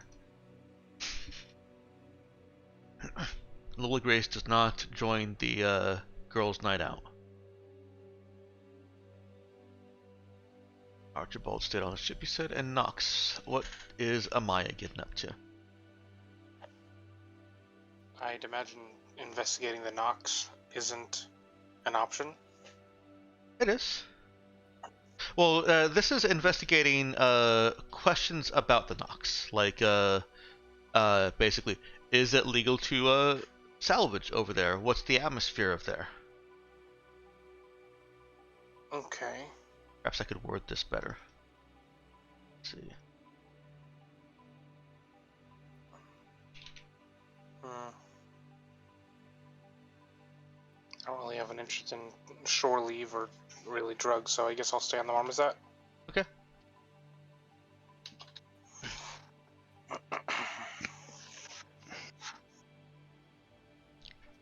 All right. So, Oogie and Marcus, you guys are trying to discern how valuable this leaf-infused oil as a luxury cosmetic instead of just as a standard inhaler drug would be. Is that correct? Yeah, just if there's a market, for edibles here, basically. Oh, you know what? I keep thinking oil as in like skin oil, not This cooking is oil. the stuff that we gave to Ivan to make the special brownies. Yes, right. Yep. Wow. Yeah, I didn't even think about skin oil. I don't think you use oil. Well, I guess people do. I think you want a cream or a lotion for that. I mean, it is literally part of the root of the word anoint. Annoying. Is it? Oil? Yeah, oil and anoint, I'm pretty sure, share an etymological root. I don't see it, but I'll take your word for it. I just go to body oils because while watching YouTube on my TV, I don't have an ad blocker, and there's so many ads for body oils. It's actually just one, but I see it so many times. At least the first 5 seconds of it. Oops. So, okay.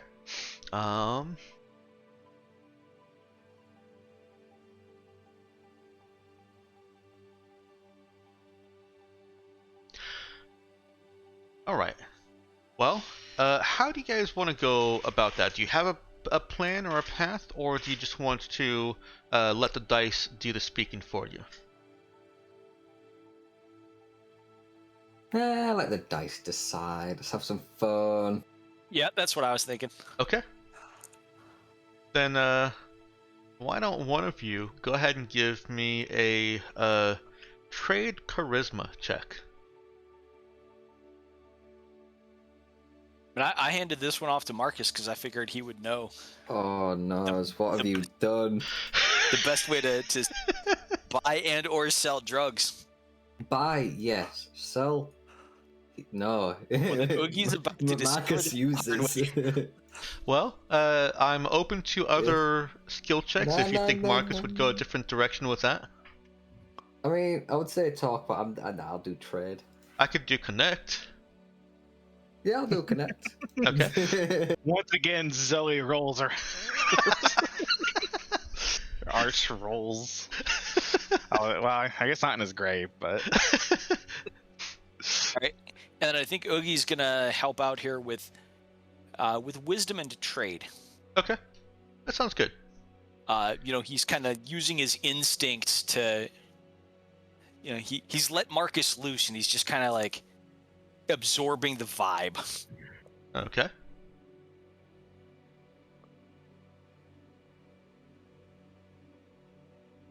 All right. This is a good roll.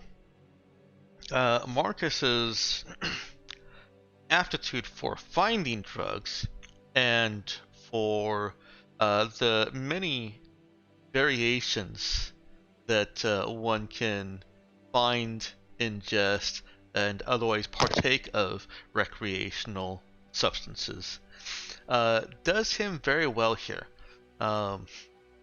The atmosphere of Thlurid, of course, helps greatly.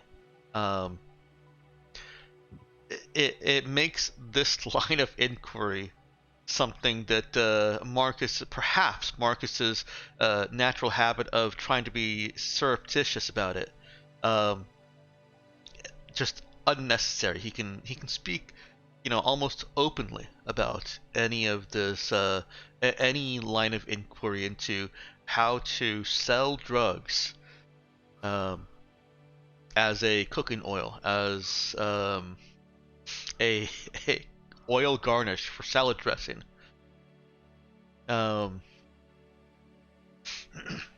You've established interest with several actual companies. This is going to take you a couple of days if you want to spend the time for it, but if you do, your initial inquiry. Let me rephrase this a little bit. Your initial inquiries could what's the word I'm looking for? Your initial inquiries grace you with invitations to business meetings with interested business owners. You talk to a server, try and get the lay of a restaurant that you've seen chained across Thord, or has many locations across Thord, and they escalate your interest to that manager.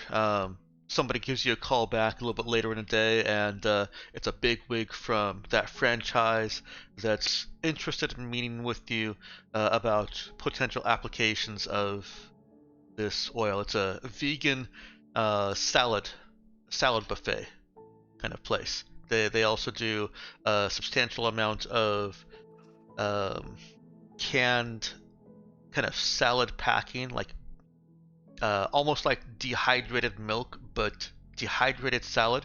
Just add water, and they're thinking of applications that could replace the water, which is free and cheap in most places, with the oil, which is not. Make it a kind of a luxury canned goods, things like that. And if you choose to spend those extra couple days here on Thurid following those leads, you could develop a trade relationship for that item that the Raza would most likely benefit from. Absolutely, then. Oogie would not turn down that opportunity.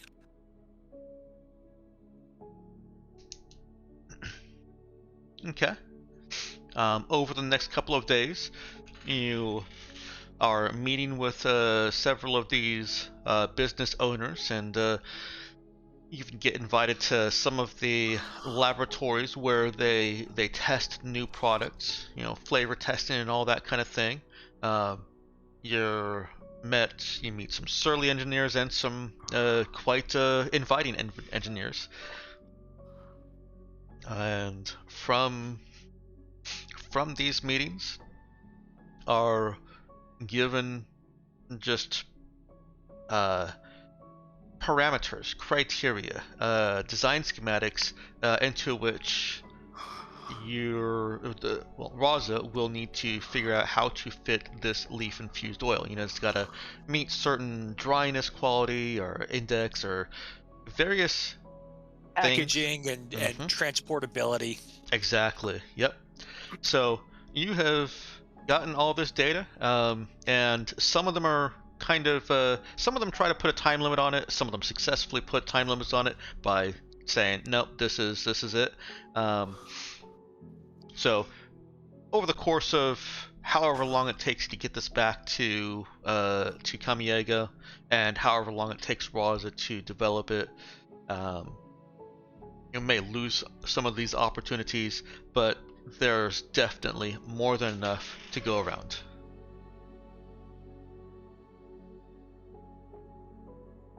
I just did a lot of talking. Do you want to add anything to that, either of you? I mean, apart from saying a sweet opportunity sounds good.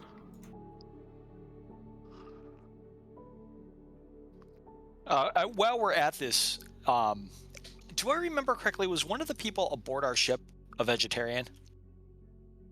I don't think so. Many of the people Yeah, well, not many of the people. A couple of the people are from places where you just eat what's available to you. There's no turning food down. Um,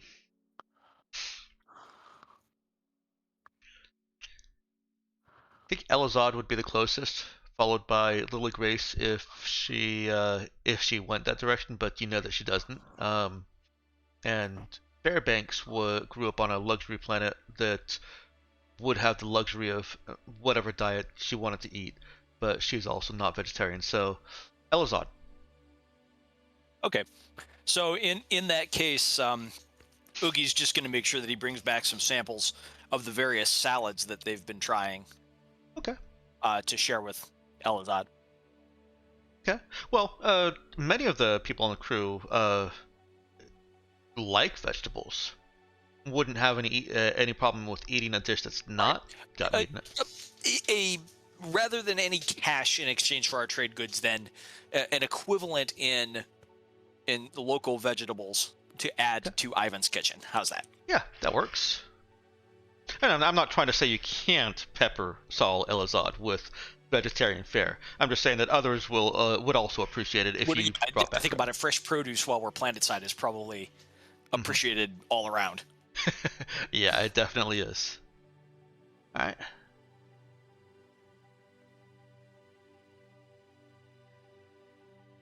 And I think that's good for the scene, unless Marcus has anything to add. No, nothing to add. Okay.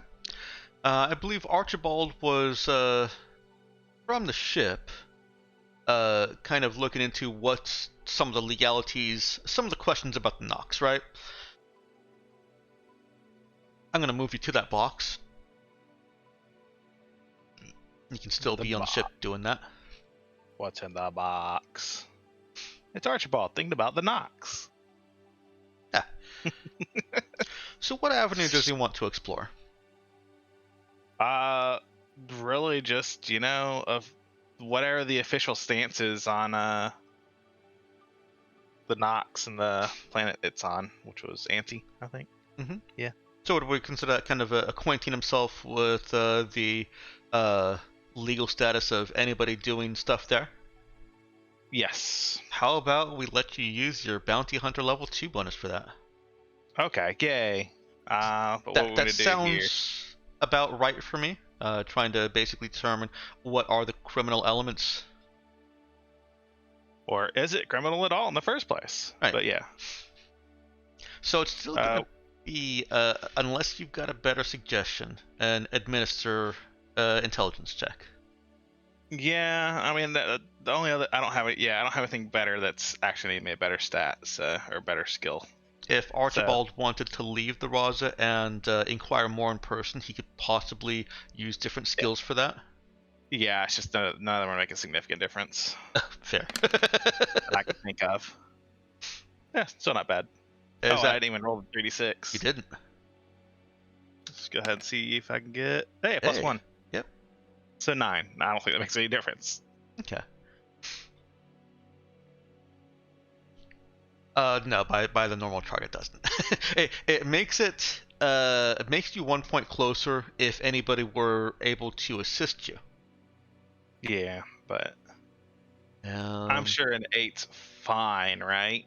An 8's probably fine. Fine. So, what Archibald finds is that there is no official stance on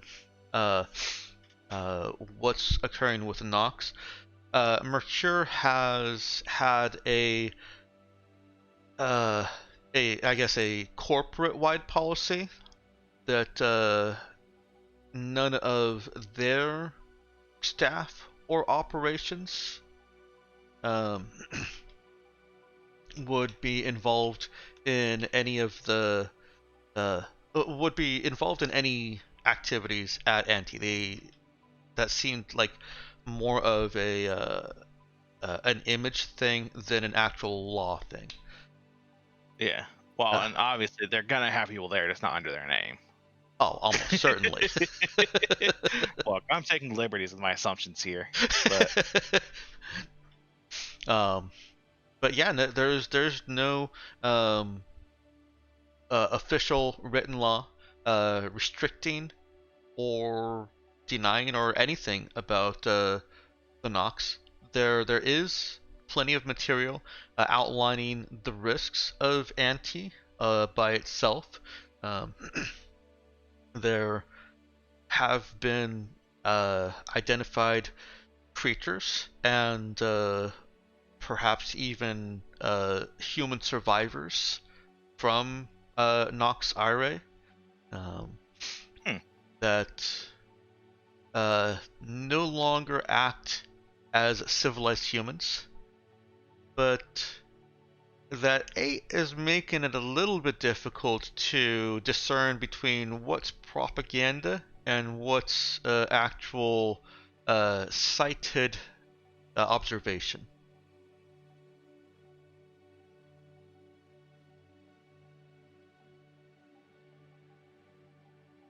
Any other avenues you want to explore with that? An 8 is good. And I feel like I haven't given you quite enough information to justify it, to fulfill it.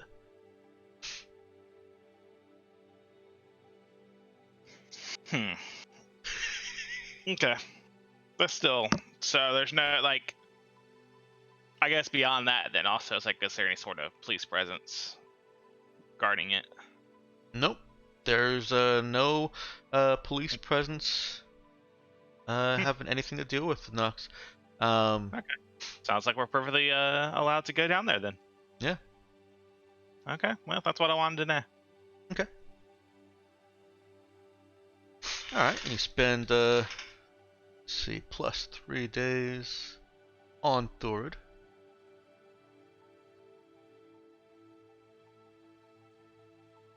And Amaya and Archibald, learning that they're going to be here for another couple days, still don't want to take advantage of shore leave.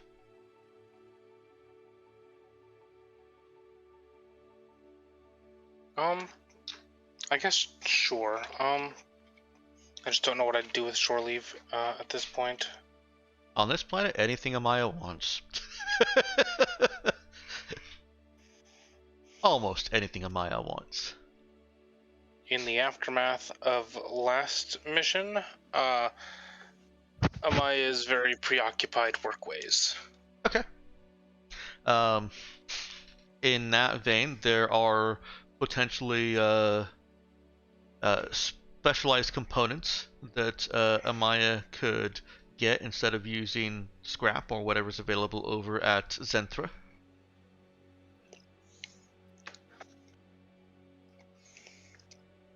And then I guess that's what's going to be done. Anything that I could do, I guess, project ways. Sure. Yeah. Why don't you give me a fix int or fix charisma? This role is under assumption that Amaya is going out and trying to find specific parts that would be a better fit for some of the modifications that she's made to the project, or just that she thinks would be a better design than what's already included for presentation to Raza. Alrighty. Okay. Did that go in? Yes, it did. It did.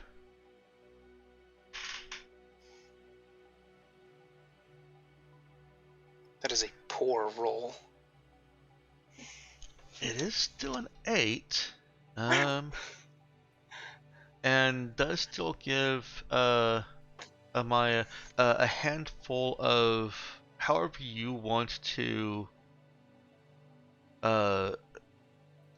whichever direction you want to go, either things that better suit modifications she's making to the design, or things that are just better designs for the project overall. I think we'll just go with like design modifications. The prototype as given is good idea ways, but it's kind of feature bloated and we need to streamline it. Okay. So that's what I'm going with.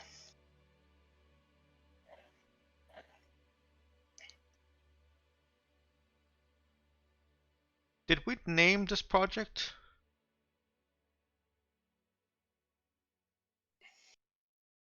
Is my character sheet correct?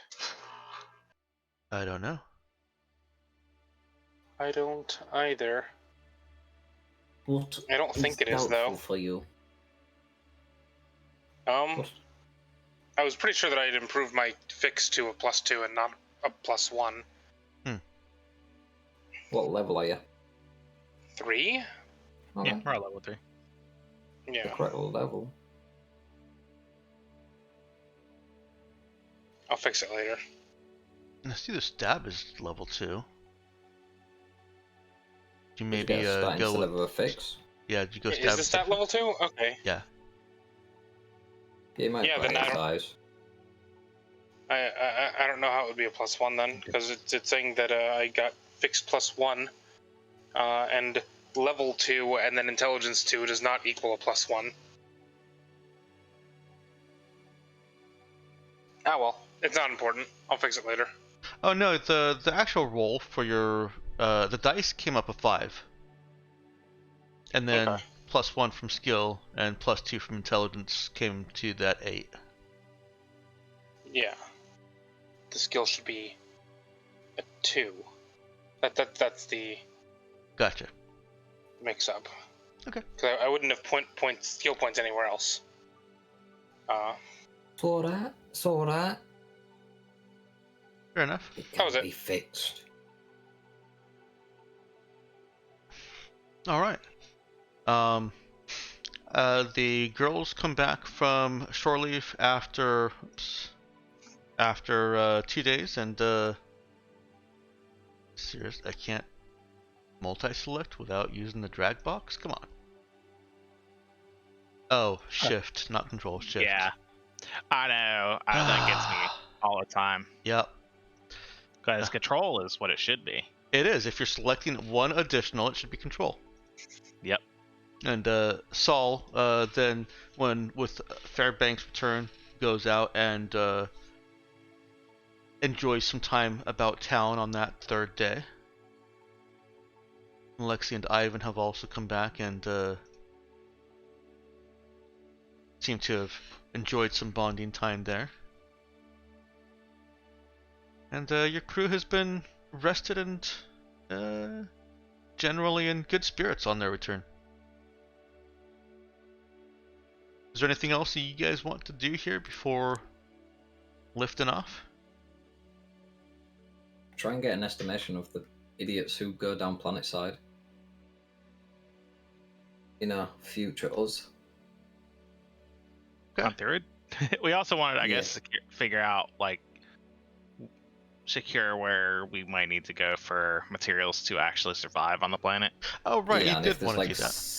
certain areas that are a little less radiated than others, or areas that are just like, do not go here. I think that's going to be planet. That's going to need a survey of the planet itself. Yeah, I didn't know if there was a general consensus like, yeah, don't go to Chernobyl, it's a bad idea, rather than just avoid the whole area. Okay. I mean, we've been told, at least out of character, that the entire planet is going to transform into a black hole in 30 years. It's the freaking most horrifying. I mean, is that the result of the Latin? Is that what the Latin did, or is that just weird in-game things? No, that isn't what the Latin did. The Latin basically set elements in the planet to this. It's upon further scientific study, it is something that enough disruption of the planet could have done, like a significantly large meteor impact could have set this chain of events in motion. The fact that there are planets that can become black holes, just I don't like it. Now, NT was a special case. Most planets don't don't have this particular risk associated with them. I guess it's nice to know that this wasn't just the result of the Latin. Like, we have a planet buster, and it's not just a planet buster. It's a planet buster that will transform the planet into a black hole. What the what? I think the way that I had kind of pseudo-scienced it in my head, is that the planet itself had enough heavy elements and things that are already built into bombs, just in general, that it had a different composition than other planets. And it was a planet that, under any other circumstances, would have been radioactive to begin with. yes. The fact that it was ever habitable in the first place was a miracle. Yeah. And you know what? That's probably the result of a significant body of water under the crust, like just covering the planet under the crust. I did mention that it was a thin mantle in my description there, and might just be that the Latin blew that water into steam enough that it then started triggering some of those radioactive elements to start bouncing all around underneath the water, and just set off a chain reaction that You're saying the planet was a ticking time bomb in the first place. the planet was a ticking time bomb in the first place, yeah. Just needed a little bit of a nudge. Like, if you wanted to build a bomb the size of a planet, Anti would have been a good starting point.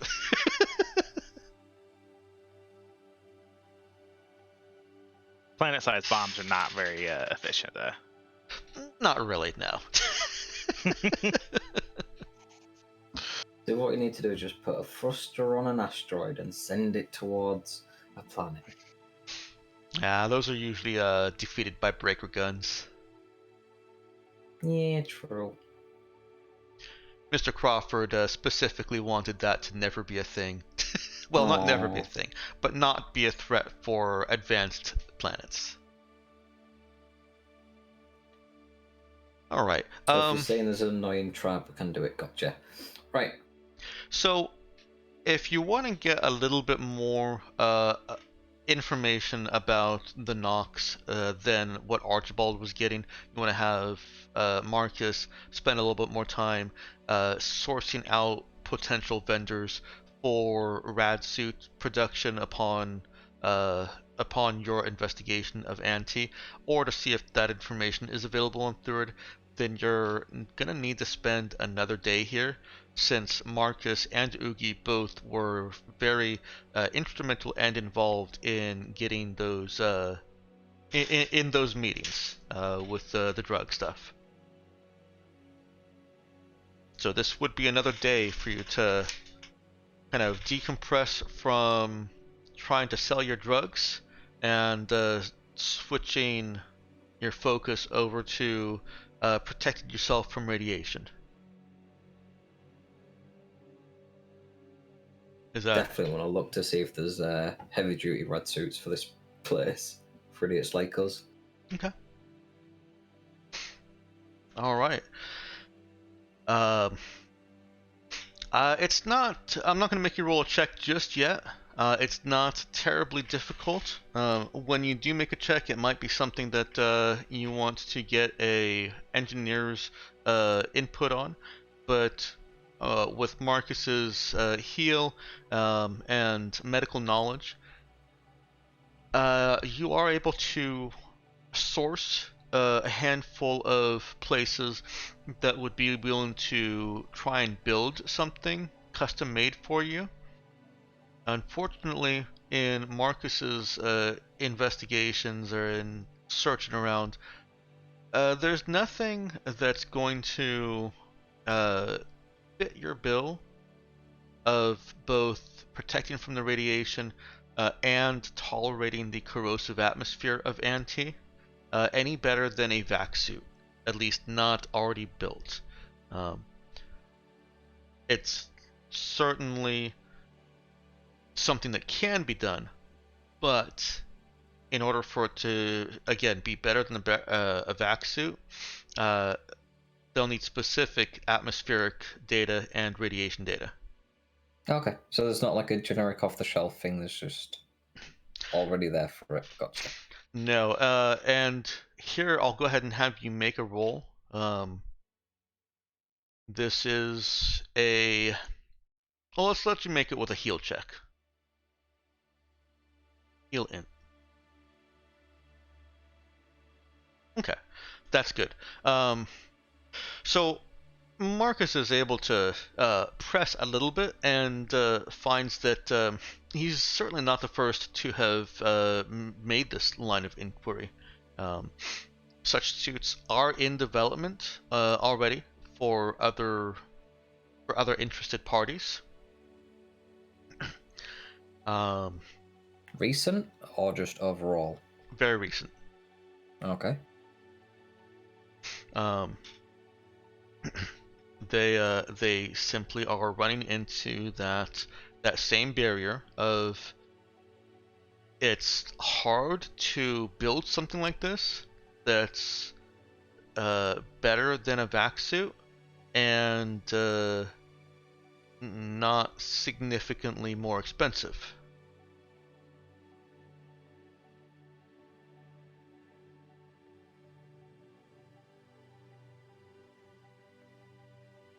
Okay, okay. So we need further data. Good to know. You need further data, and this last check gave you one additional bit. So data has already come back from Anti to try and get these custom made. You're gonna need further data and some ideas of your own. Just bringing the data back to Thor is not going to get you anywhere. You guys are gonna have to innovate and a design on your own, and either build it on your own, or bring it back for production at a facility here.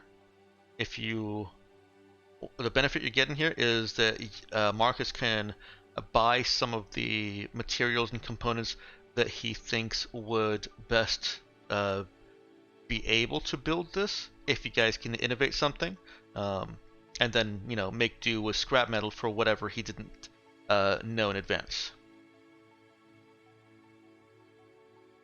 So essentially, we could do this in the workshop in orbit rather than coming back here.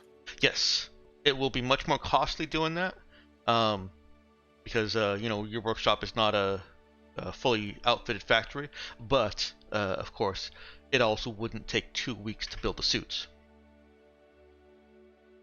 Time is money, friend. Time is blueprints for you guys.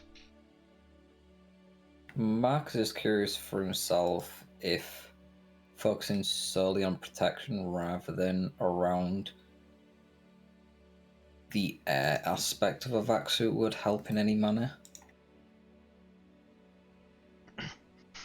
If not, no worries. So basically, could you ignore all the normal human needs to breathe and I guess drink also, and just try and protect the human body from the corrosion and the Basically, radiation? yeah. Okay. That would reduce the costs.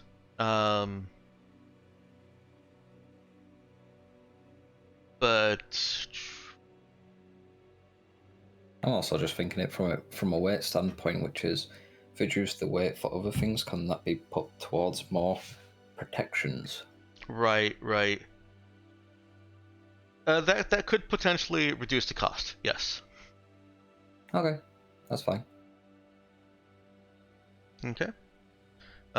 Did you want to pre-buy any of those components and specialty parts that Marcus thinks might be most instrumental in letting you guys build your own? No. Instead, he's gonna contact Amaya, be like, "Hi, this is what I found. Let me know what's good to buy."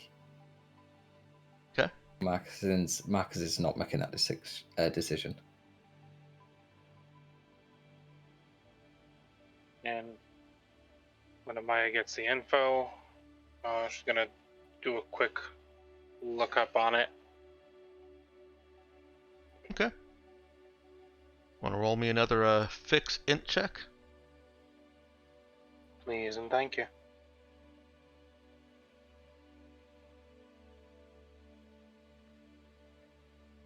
I should make sure what I get actually is useful for a modification point of view.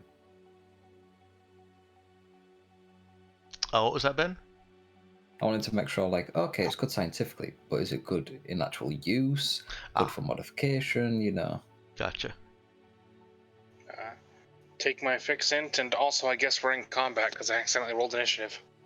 Well, you know, Wow. some of that data was very violent. Wow. Dex just gonna roll with it. Roll with me. I guess I would ask for a punch attack modified by intelligence. I don't see what's wrong with punch intelligence. Seems normal. You could be going for like pressure points or some bullshit. So yeah, Amaya can look over the data that Marcus has. Basically what kind of vac suit and protective suit designs could be built, and give an idea of how much you'd need to pre-spend on components to build your own, or about how much it might cost to get the specific data from Auntie, and then come back to have them produced. And where we'll put that is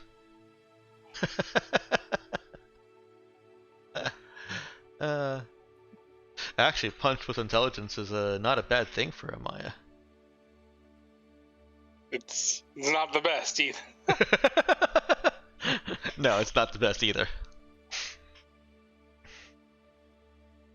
Not with that attitude, it's not. And so, you think that you could buy 6,000 credits worth of specific components to protect 3 people with by salvaging a vac suit. Well, for each, 1 vac suit for each. And construct that with about a day, maybe 2 days of work in your workshop, or 6,000 credits for a possible contract with some company on Thurid after you've made your readings and made some design modifications of your own to basically protect your entire crew.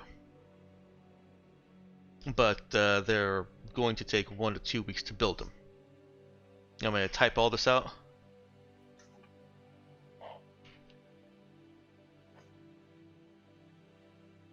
Let's go ahead with yes.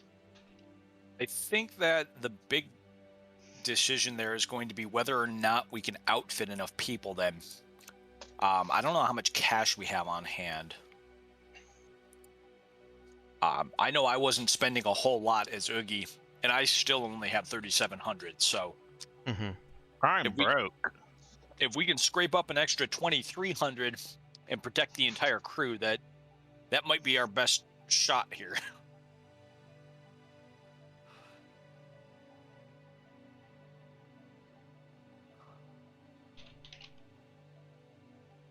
Although now I have to ask questions about our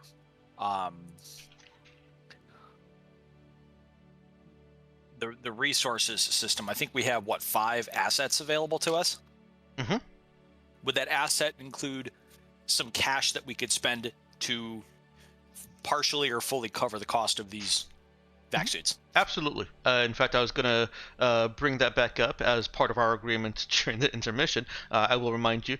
Yes, you could use assets to fully cover the cost of this transaction. That point of assets will not represent any specific amount of credits. So, like, you spend it here for 6,000 doesn't mean that it's 6,000 the next time.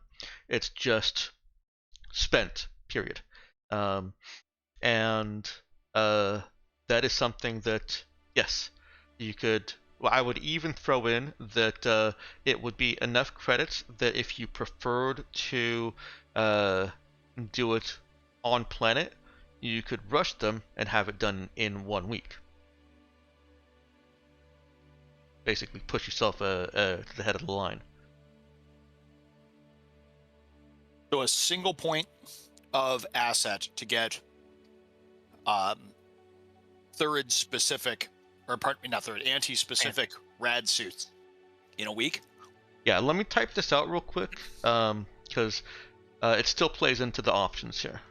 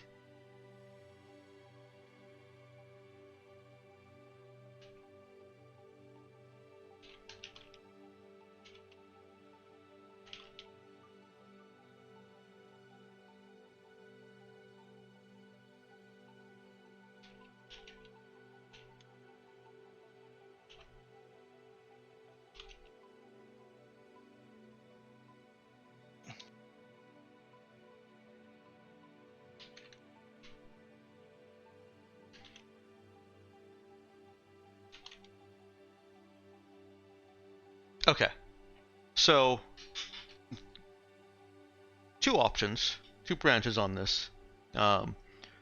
There are still in-betweens that you could take, but these are the two that are clear and easy. Actually, I guess I don't even need to put a 6,000 credit number on there. The 6,000 credit number was if you guys had enough of your own money that you wanted to spend. Since you don't, it's just number. Any number of credits, and a couple of days of work, or 1 day on a successful int fix check at difficulty 10. For Amaya and a little Grace to pound out 3 suits in the workshop. That is 2 days of work, or 1 day, for each 3 suits. Or 6,000 credits and 2 weeks of work on Thurid to contract enough protective suits for the entire crew, with the difference being that you would have to go to Anti and get the data and bring it back first, so that adds another 2 days. Plus however long it takes you to scan and get the data. If you wanted to use assets, the first option is relatively unchanged, except that there's no personal credit expenditure. It basically just means that you're taking time. You're using the Raza assets to just use credits that are floating around Thurid that you can withdraw. Or the same thing for the having the contract done, except that it would only take them 1 week to make them. Does that Before we make sense? to a decision. Okay, go ahead. Yeah. Before we commit to a decision, if the credit amount was only 2,300, I can cover it.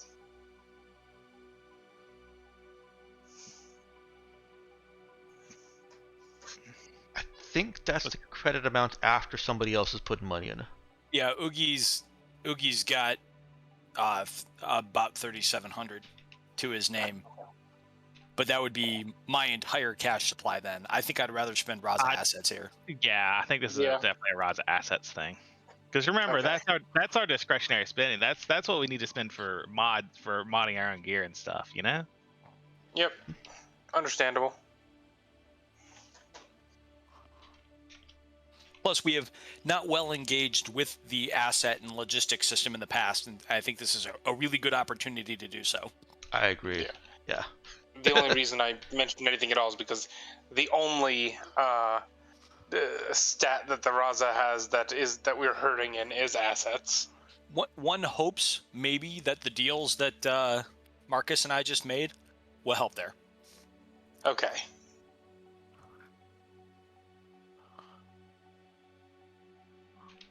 Yeah, that's why I have been harping on that particular aspect of my characters. I think that it gives us an opportunity, missions aside, to at least increment our assets.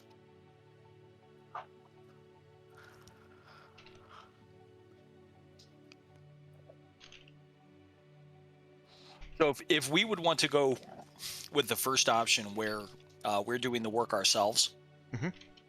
would that be 2 assets to get 6 of them? Nope. It would still just I be actually 1 asset? just edited it. No personal credit expenditure. Oh, there you go. Get I see enough it there. supplies for as many suits as you decide you need. I think an asset expenditure in that first option is great then. I mean, I have some credits I can put towards this. I have 4,000 credits.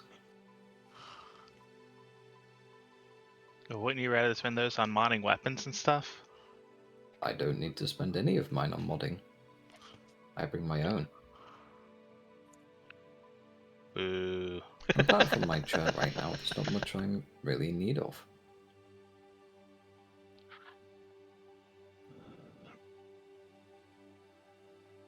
So, if you want me to put some of my money up, I'm certainly able to.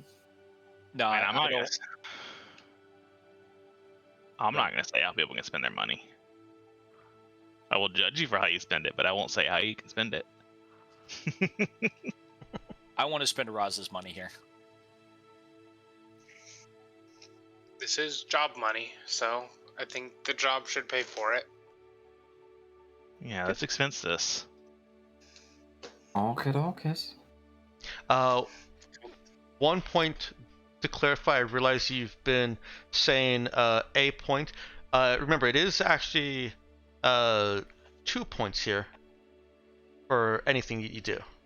That still shouldn't, I hope, change any of your decision. You still have enough, and it's not, this expenditure is not reducing Raza from 5 assets to 3. It's only spending your, fluctuating mission points. The numerator rather than the denominator. Yeah. So wasn't there also an option to spend logistics to defray part of that cost? I forget exactly how that worked. No, that was one of the changes that I made. You're outside of your logistical theater, and so in order to spend any points at all, you also have to spend an equal amount of logistics points. Okay, that's right. So we're going to be spending two asset points and 2 logistics points, but we have lots of logistics points to spare. You do. Yeah. Okay. I think this is probably one. I think going down this planet is probably one of the more challenging things to look at. So I think this is a very good use case of materials. Assets, you will. Okay. Plus, at least in theory, in the fiction, we are bringing back schematics for rad suits suitable for Thurid. Anti. Keep saying. I mean, they'll keep you safe on Thurid too, I guess, but you don't need it. Okay. Yeah, you're able to Ugi in particular knows of some business assets that Raza has on the fly here. And actually, let me step out for a second and ask if there's anything specific you'd like to narrate about how this transaction transpires. I like to imagine it's probably someone that Nemesis knew in Delta Rain. Okay. I will take advantage of my having played the previous campaign and having been from Thurid. Sure. Um, All right, you guys are not gonna believe this, but some of the money floating around here on planet is just money that's been accumulated from people buying subscriptions to that dang video game. Well, the Raza does not own that video game. Yeah. That that it's its own thing. It's just that we've gotten an in on it. The reason that the Raza is related to it at all is because Nemesis was basically addicted to that game. So let me give you a little background there because I think you'll appreciate it. The Delta Rain tie-in was because the Raza was looking for some ways to spread positive propaganda, and one of those things was the Delta Rain tie-in. Now, Delta Rain is actually owned by Mercure Corps through a set of subsidiaries. The reason that you've had so much control over it is because you've got a content writer that is employed by Mercure, but has been embedded or was embedded on the Raza ship, and all the tie-ins have been profitable so far, and so there's never been any kind of challenge from Mercure. In fact, I think we even kind of played it as it was a little bit under the table, right? No, right, American? Called Nemesis. I don't. I mean, maybe not publicly known. I guess I should, perhaps, but okay. Not. I mean, I'm sure Mercury Corp probably could be aware of it. Okay. I mean, I don't know if it was like super. It was not like we were advertising that we were working with them. Right. That would actually deflate or devalue some of the propaganda, I think. Sponsored by the Raza. Yeah. I don't think that we are above board. Yeah. So how about this to kind of reconcile what Tulare was the direction Tulare was going? Instead of money made from subscription fees, it's Raza loyal players who just have substantial in-game assets, and they can't. They bought skins for the game. No, they didn't buy skins. They found skins, and they haven't actually put their own money into it, but through. It's probably. I'm gonna say Delta Rain probably has similarities with Eve in that there's real money exchanges for. Oh yeah, absolutely. Have you seen those things where they the value of the battles, how much value was lost? Yeah. Thousands of dollars of ships destroyed. There's thousands of credits. Thousands? I think it might have been millions. Yeah. I can't remember. It's been so long since I read what that is. So thousands, hundreds of thousands, yeah. There's thousands of credits floating around that are just kind of easy for you to convince some of these players what am I thinking? To donate them to a Raza cause in the game, and you can then cash them out by selling those out to other interested players that not associated with Raza, and basically just kind of take a sizable amount of money out of Raza's investments into this game and the players that are invested in Raza philosophically or just financially. They're just profiting off of these Raza events, and to them they give you a ship that's worth maybe 250 credits in real money in the game, and to them that's nothing because they've got 5,000 credits worth of in-game items in their inventory, so to speak. Oh, we promised to write their name on a wall. The wall of donors. Yes. Yeah. Promised them exclusive. Well, not exclusive. What's the word for when you give somebody first pick? Early access? Early access, yes. Early access to a future content release by the Raza. Or Undisclosed. just a skin. Or just a skin, you know. There you go. Early Exclusive access. skin. Oh! Early access to the Raza uniform skin. There you go. Since that has become a thread. That was the title of the last episode, is new uniform policy. Oh. Right. I like that. Oh, If yeah. everyone gets cowboy boots and a hat. It's not going to be cowboy boots and a hat. I'm sorry. It's got to be a cowboy boots and a hat. You're It's gonna how push real Oogie- hard for Oogie that, gets but it that's going. You can certainly make the argument. All right, so yes, that's how your asset points expenditure plays out. Keep this in mind because I definitely want to go over this in our review at the end of the session and see how you felt about that. But let's move along, and yes, you have the materials that you'll need to build as many of the suits as you decide you want to spend the time building. The only kind of things in your way now is getting the scan data from the planet and then building them.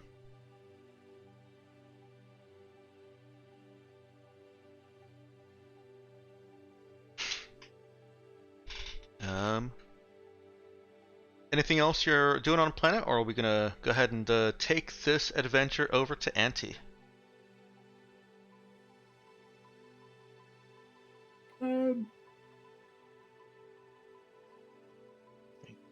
I will ask a favor, actually. What's that? The dude I was asking about the suits with, Mhm. I would like to see if I can wean out of him the name of the people who inquired before us about the suits. All right. Well, he puts up initial resistance that he certainly can't leak Give the out client's name. his clients. Yeah, that would be bad business, and he says it like this, and probably illegal. Really? It's just a name. Hmm. What's so bad about a name? Well, there are some consumer protection practices and laws onto it. It's not good. It's not good business. I'm trying to do a French accent here. Help me. It's not good. It's not good Oui, oui. business. Yeah, there we go. Oui, oui. I'll let do Not good for fromage. business to release the name of one's clients. Yes, thank you. You are now that NPC, Tulare. Yeah, but imagine if we were to come across them and we were to, say, hey, we've talked with you, then, we can say we've bought stuff, we had a good experience with them, maybe we're more willing to come back. No. Oh no. No? You don't think people would come back? Oh, that's No. disappointing to hear. No, it's just not good business. What, not good I do business? not Get know return how it customers? works where you come from, but here on Thuriad, discretion is the best advertisement. I'm just gonna let you finish with him. Yeah. I just feel like I should be offended. I don't know why. Okay. Yeah, he Yeah, is. so I'll just kind of nod, shrug, but yeah. He's not willing to release that. Not without really some considerable, very difficult convincing. Nah. Max ain't gonna push, he was just curious. Yeah.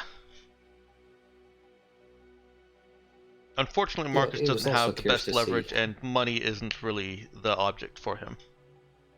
It was also what I'm curious to see if he would so easily give up our names. Ah, yes, just a test. Hmm. Pass the test, sir. But not so much a test, just to be like, how much would he advertise? All right. Everyone's back on the ship and rested and refreshed and ready to lift off. Oogie has no difficulty getting clearance to put your military ship back into orbit.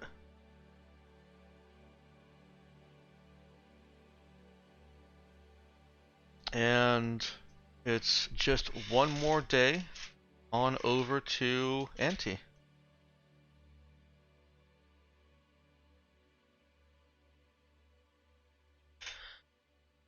Just a day away. Anybody doing anything during that day, or shall I put you in orbit? I don't see that there's much to do, is there? In a I single think day? is Amaya looking at the vac suits? Actually, know what I'm doing? Checking up on the captain, seeing how they're doing. Oh yeah, how'd the spa day go with Elena? Yes. Oh, okay. Does everyone look worse off now? No. Elena, Sunny, and Fairbanks came back in very good spirits.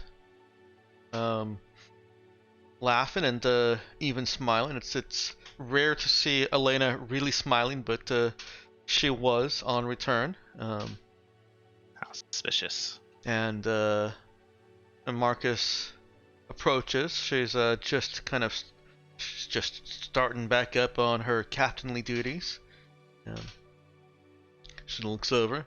Oh, it was good. It was a good time. Good.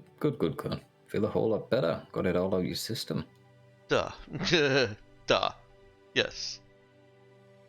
Oh. Guess you had a really fun time. I did not say that. It was just good. Okay. She is starting to blush a little bit. Yeah, don't. So spa day is definitely something to look at for the future. We'll look at getting a spa built on Dry Sun.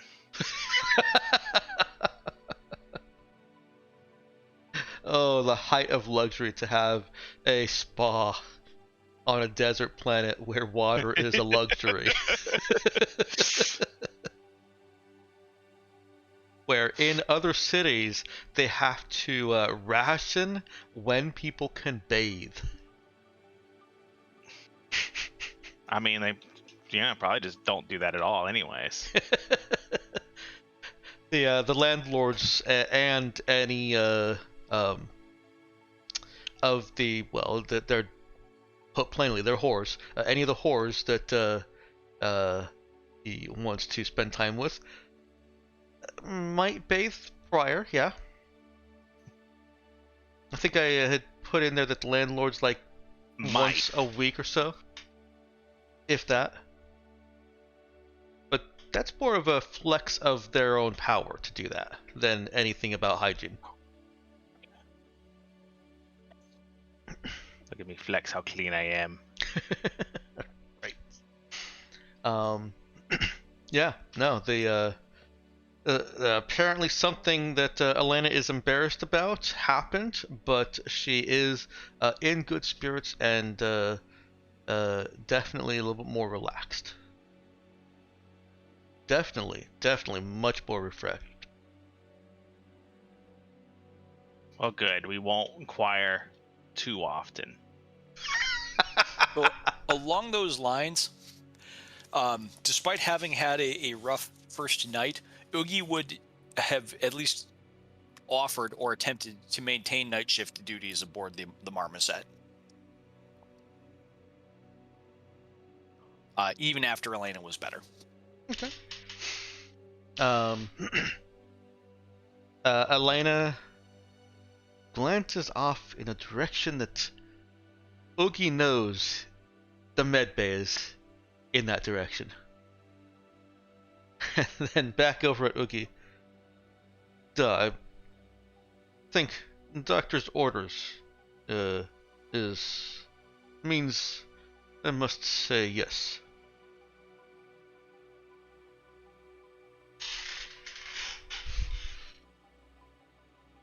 There's a slight smirk there. Pardon me? There's a slight smirk there, but she does agree to let Oogie basically resume command of the night shift. Okay. So long as he wears clothes.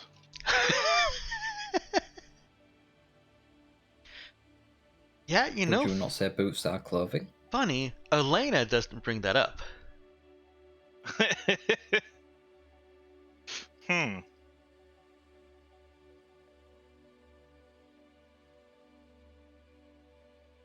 What's it make of that? Probably nothing.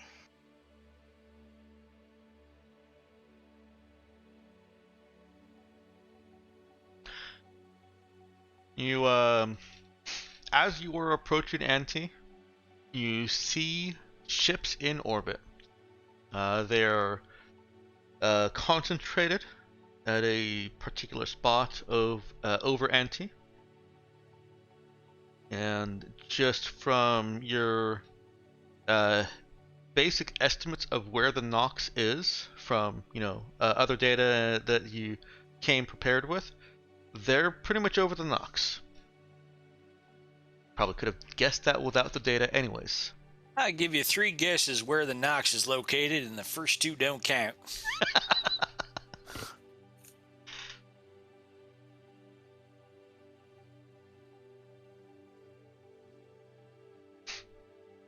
Well, should certainly be interesting.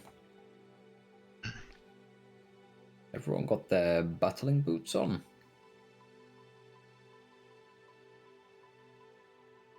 I don't think things will go quite as smooth. I don't have battling boots.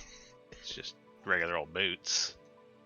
Were we also going to make battle boots? That wasn't part of the plan. What do you mean? You don't have a... You just wear the same shoes over and over again? You don't change them up? I mean, not for battle specifically, no. Okay. I mean, okay.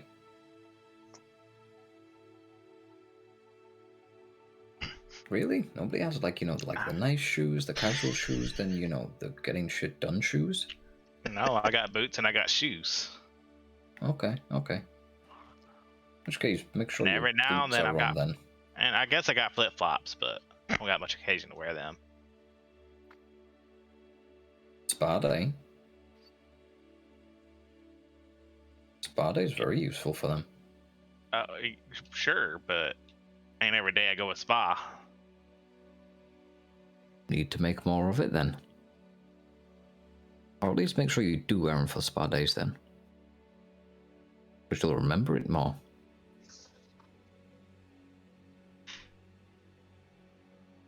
Anyway, I feel like we're getting sidetracked here. Oh, absolutely.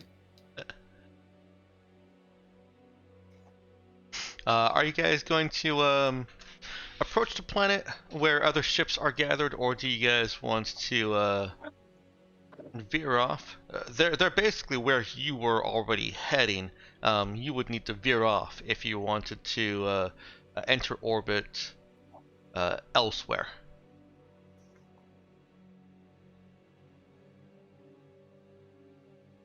So, how do you want to approach this? Want to just rock up? Yeah, I don't see too much reason not to just come at it head on, right?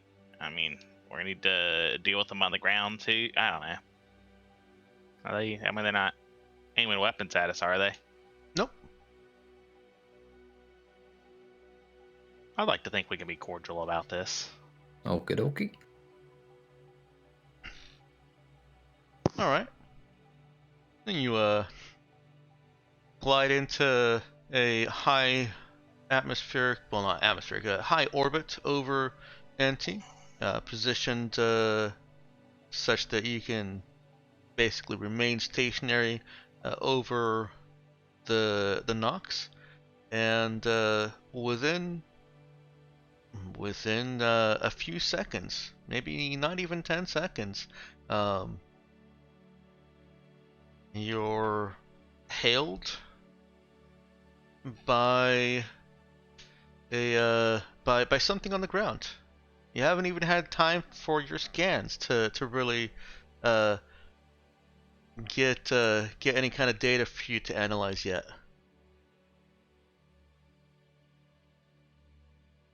There's an open audio-visual communication request. You said we were hailed by somebody on the ground? Uh-huh. Wait, the ground. That's not where I expected hell to come from. I wonder if it's like a plea for help. Would we answer it? Yeah, I mean, well, I guess we need that. We're not terrible people. Not coming with any particular high priority. Well, I don't see any reason. Well, yeah, I mean, there's no reason. I mean, it's not. I mean, that's only in the fiction where they can hack you over the comms, right? Right. No, that can't happen in this setting.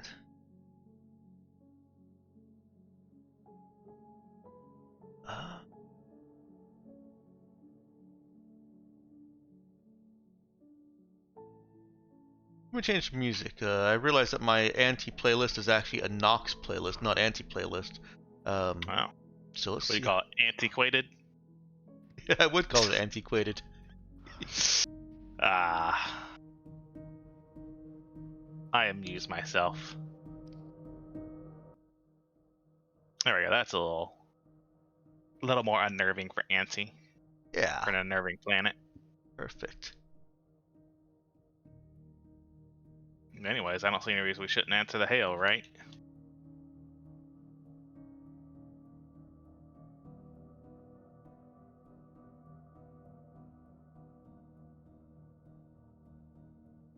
I'm not against it. I'm for it.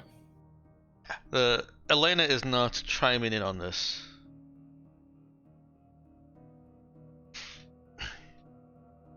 But with no objection coming from the mission team, Elena does answer the hail and puts it on screen. You are... It's up here. Greeted by a man. Looks a little bit dirtier than the picture as shown. It's currently uploaded. It's a very large picture. I'm sorry. Might have broken Roll20, but that's okay. And stern face, but a fairly friendly smile beneath those stern eyes, and what looks like, oh wow, that's big. There we go. That looks like what? Set dimensions. Let's put him at 1,000. There we go. That's a little bit less abusive of the space. Yeah, how dare you? Okay. And looks like in the background behind him is some kind of insta-paneling has a fairly distinctive look to it, and it looks like behind him, from wherever he's broadcasting from, is insta-paneling wall. He introduces himself as Guy Kilson of the Frostlight Company. That's my ship out there, TZF. Sorry, the Tenzi Frost. And you've already identified the makes of most of these ships out here, as well as the their identifications. And Tansy Frost is indeed a corvette that's in orbit with you. Yes, and just wanted to extend a formal greeting to the Marmoset and invite you on down to the bunker. We can talk out salvage contracts and get you some assistance.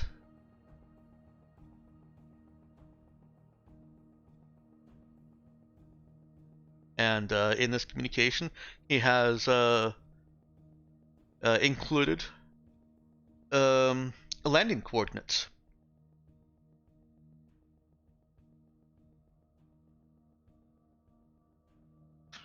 Huh. Not though. Not what I expected, but give us some time to look things over. Anyone opposed? I mean, yeah. He kind of looks in. I can see you're maybe gonna need some time to think about this, but and I'm happy to oblige. But let me just leave you with some thoughts and benefits of of cooperative scavenging. 1, we all look out for each other. 2, I've got anti-rad meds down here. 3, got a kitchen and a barracks. You don't have to keep bringing your ship up and down, in and out of the muck, and you ain't gonna die out there in the gloomy waste. Nobody to hear you cry. You give it some thought and come on back. When he puts it that way.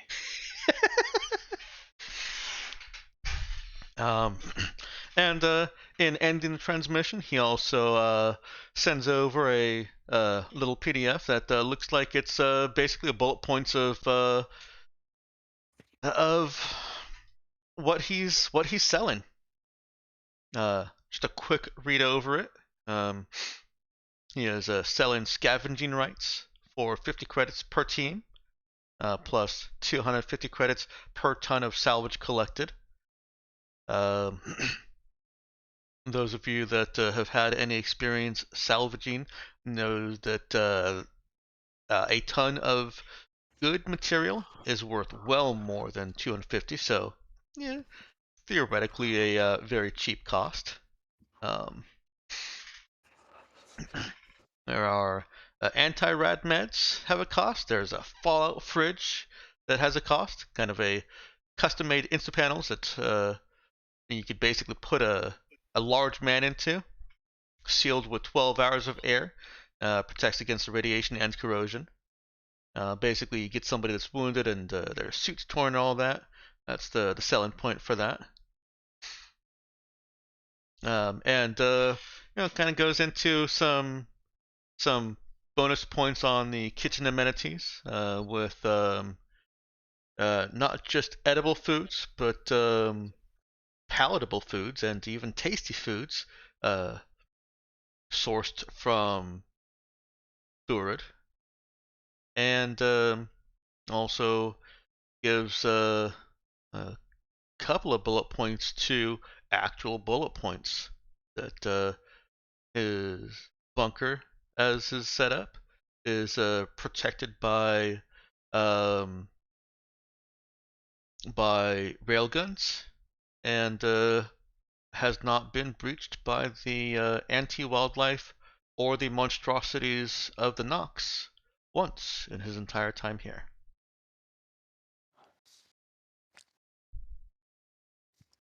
Oogie gives a once over and he goes, "That's a right fine brochure. Kudos to your marketing department. I don't suppose you could send us over a copy of your standard terms and conditions that we could review?"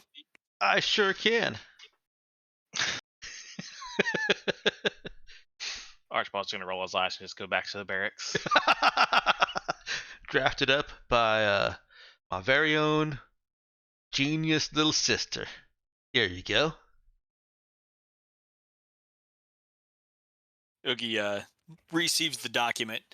The only real question I have that the big thing that Oogie's going to be looking for in his review of it, the brochure asks for payment in exchange for material salvage. Does it mention data at all anywhere in the contract? It is not. It is a loophole. Purely a per tonnage. Well, it's not so much a loophole, so much as an oversight. His contract doesn't even seem to discriminate between junk salvage or the more profitable, like really good salvage. Are you suggesting his sister might not be a genius, or are you suggesting this might be highly suspicious?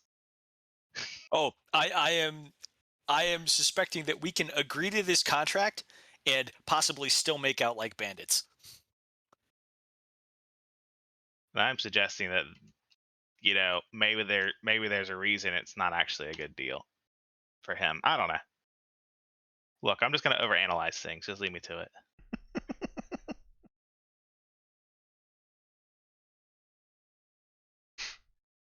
There's probably a bunch of opportunists on this planet, and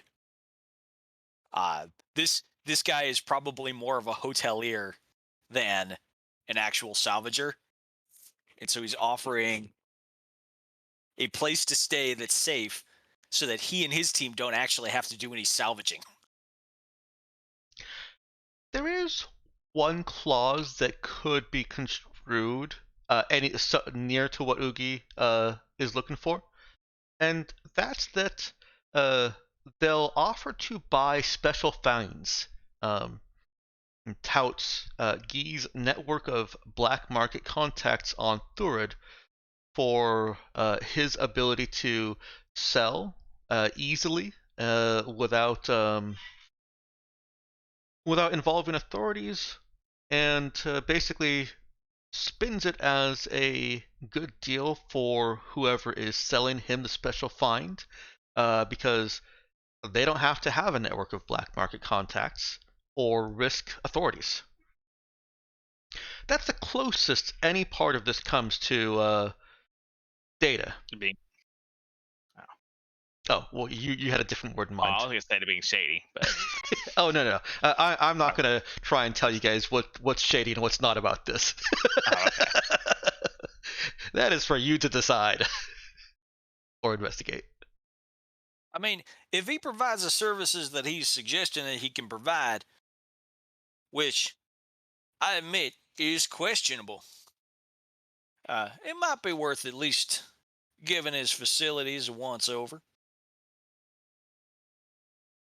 I wouldn't mind having a bunk bed and a fridge full of food.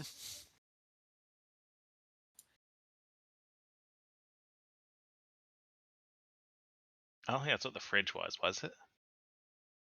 Oh no, yeah, there are two separate things. There's the Fallout fridge, but he also does tout having a kitchen at which fresh food is made.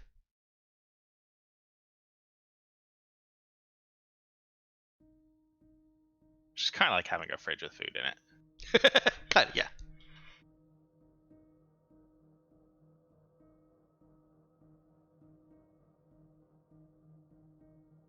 You guys are, of course, off comms now. You can make scans of the planet, and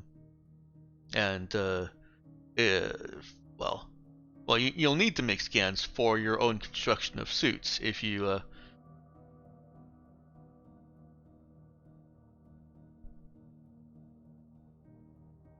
I trailed off there. You'll need to make scans for the construction of those suits. Yes. So, I would like spinning up the whole scanner unit thing. One, to figure out what we're dealing with, and two, I'm curious if this dude's legit. If we can maybe see if we can see the residence he's calling a barracks. Okay. So, unless somebody is better at it, I think Connor is still the best at performing scans, so we'll let his skill roll benefit you here.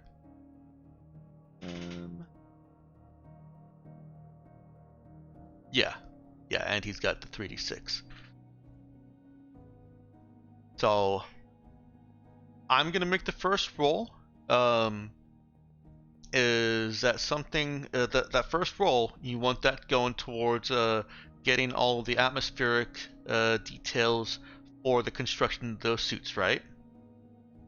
Absolutely. Oh yeah, Success with flying colors. It takes no more than about 10 minutes for Connor to grab and to set the sensors and to collate the data. And while that's all processing, you can even make another scan right away. You don't even have to wait for it to finish. What else would you like to know about NT here? And for your ease of reference, there is a handout that has scanning rules with some common questions on it. These are not the only questions you can ask, but they are questions that are often helpful. Like weather. Like weather. Whether or Are not there you should corrosive land. storms? Do they, like, sporadically come? Are they consistent? I'm sorry, what was the first part of that you asked? Are there, like, I'll say corrosive storms? Do you know how, like, acid rain, but, like, overcharged? And are they constant? Are they moving? That's what I'm kind of curious about, if any of that stuff is there.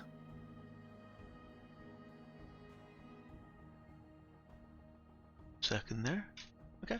So we'll go ahead and have Connor roll to see if he does just as well on that.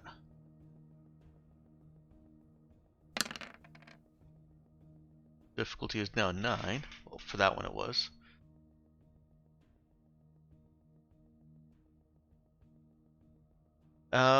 And as for unusual weather patterns, yes, there are. The storms, the corrosion fluctuates, and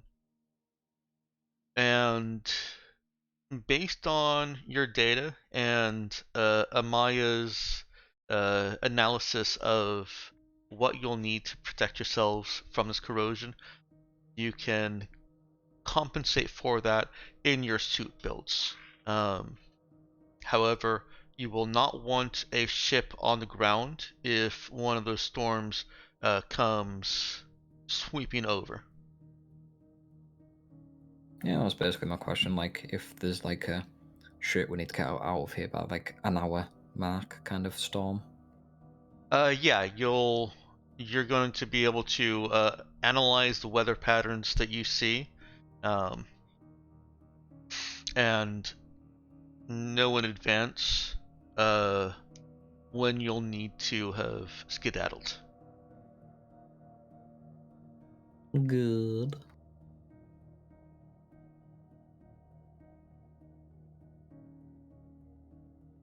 Anyone else have other questions?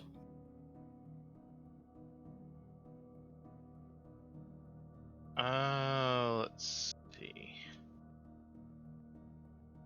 I guess kind of like the hidden communities.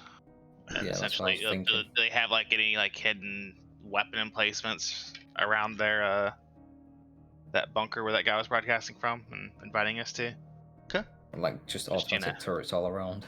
Just a little bit of paranoia. Sure. Difficulty of this is 10. Makes it. I believed in you, Connor.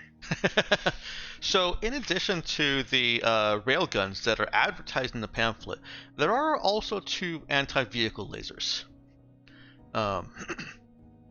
Anti-vehicle lasers aren't the best against ships, but they're better than any other. Like it's so realistically threaten them. Yeah, they're better than any other heavy weapon. They're better than any other weapon that you'd be able to put on the ground without having significant infrastructure to support it. So it's wrong with them. It's not there to down you. It's there to be an annoyance. Oh, what's that? It's not there to kill you. It's there to annoy you. Well, it can absolutely kill you. So the mechanics of it are that anti-vehicle lasers roll their damage twice against... Oh wait, I might actually be... I think I always confuse that. Let me look it up before I say words. It sounds familiar, at least. Yes.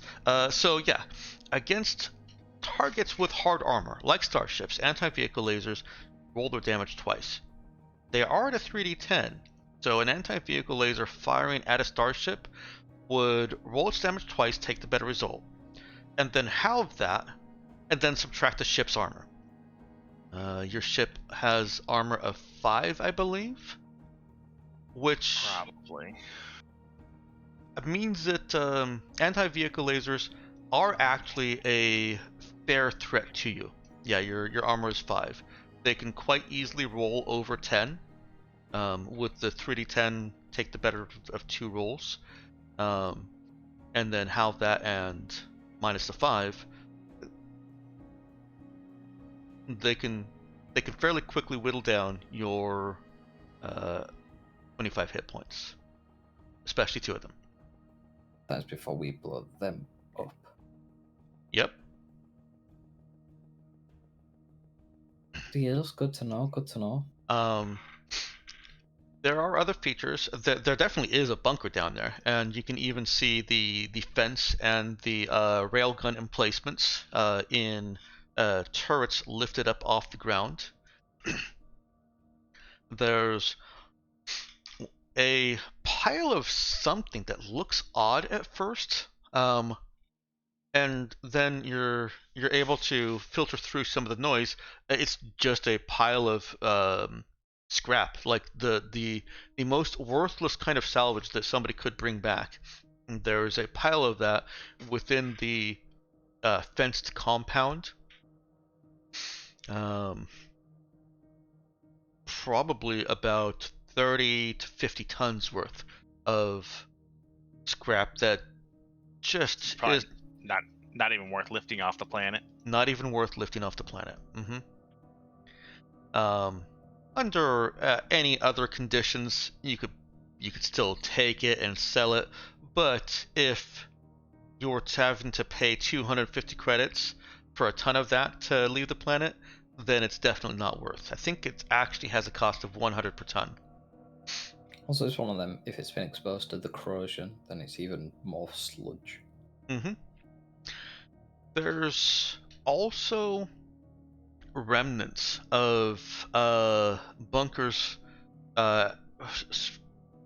spanning farther out from this bunker here. This is the only bunker with active energy sources, but you can see across Anti where cities once were, where cities had military bunkers, and even a couple of places where perhaps just somebody rich had a doomsday shelter. Anti wasn't a particularly peaceful planet. Wasn't quite gun, but it also wasn't a particularly peaceful planet, and the risk of nuclear war was present until the very last days when nuclear war destroyed it.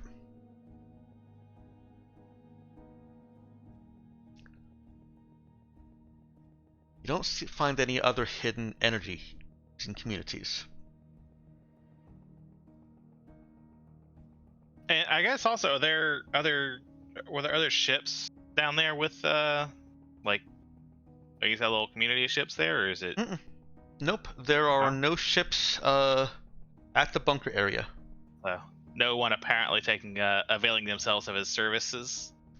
Well, no, you find quite a lot of people down there in the bunker. There's signs of activity, human activity.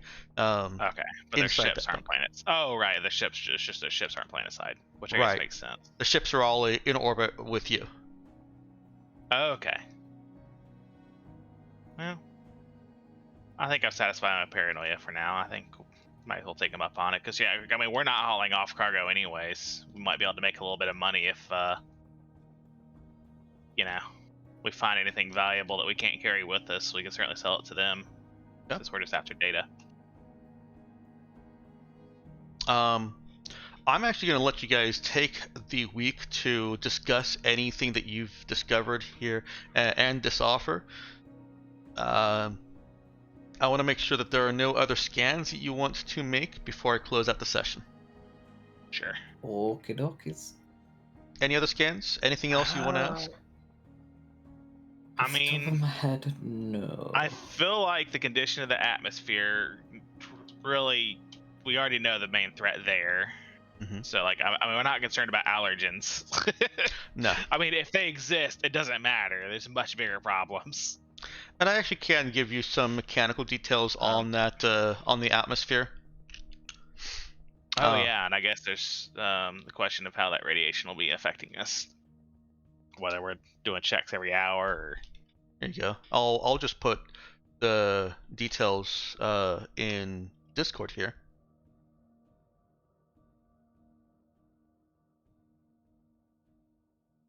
I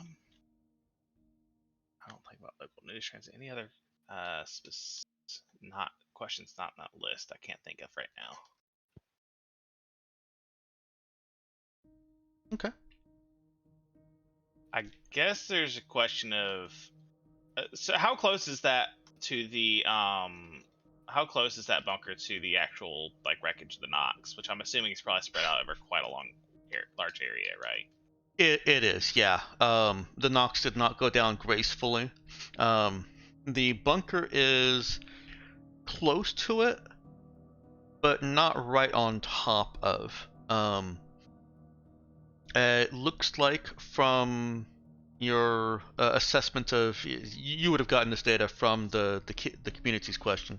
It looks like the wreckage of the Nox, if you were to walk, you could the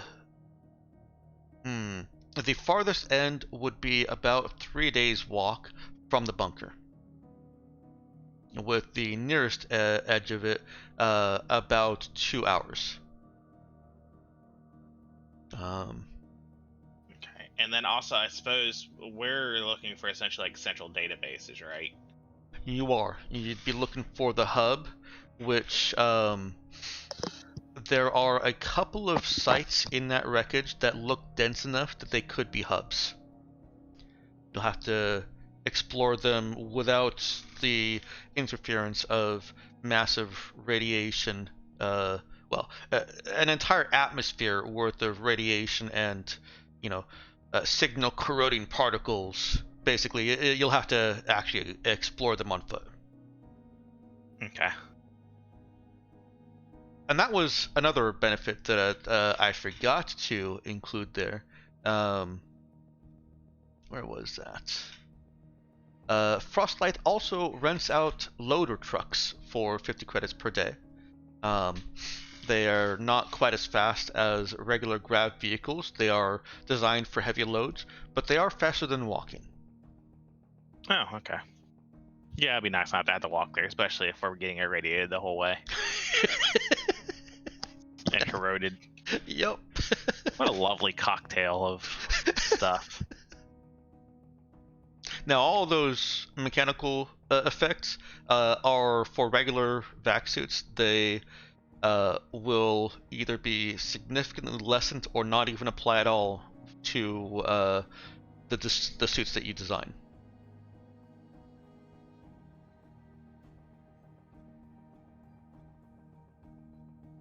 And with that, let me go ahead and close out this session.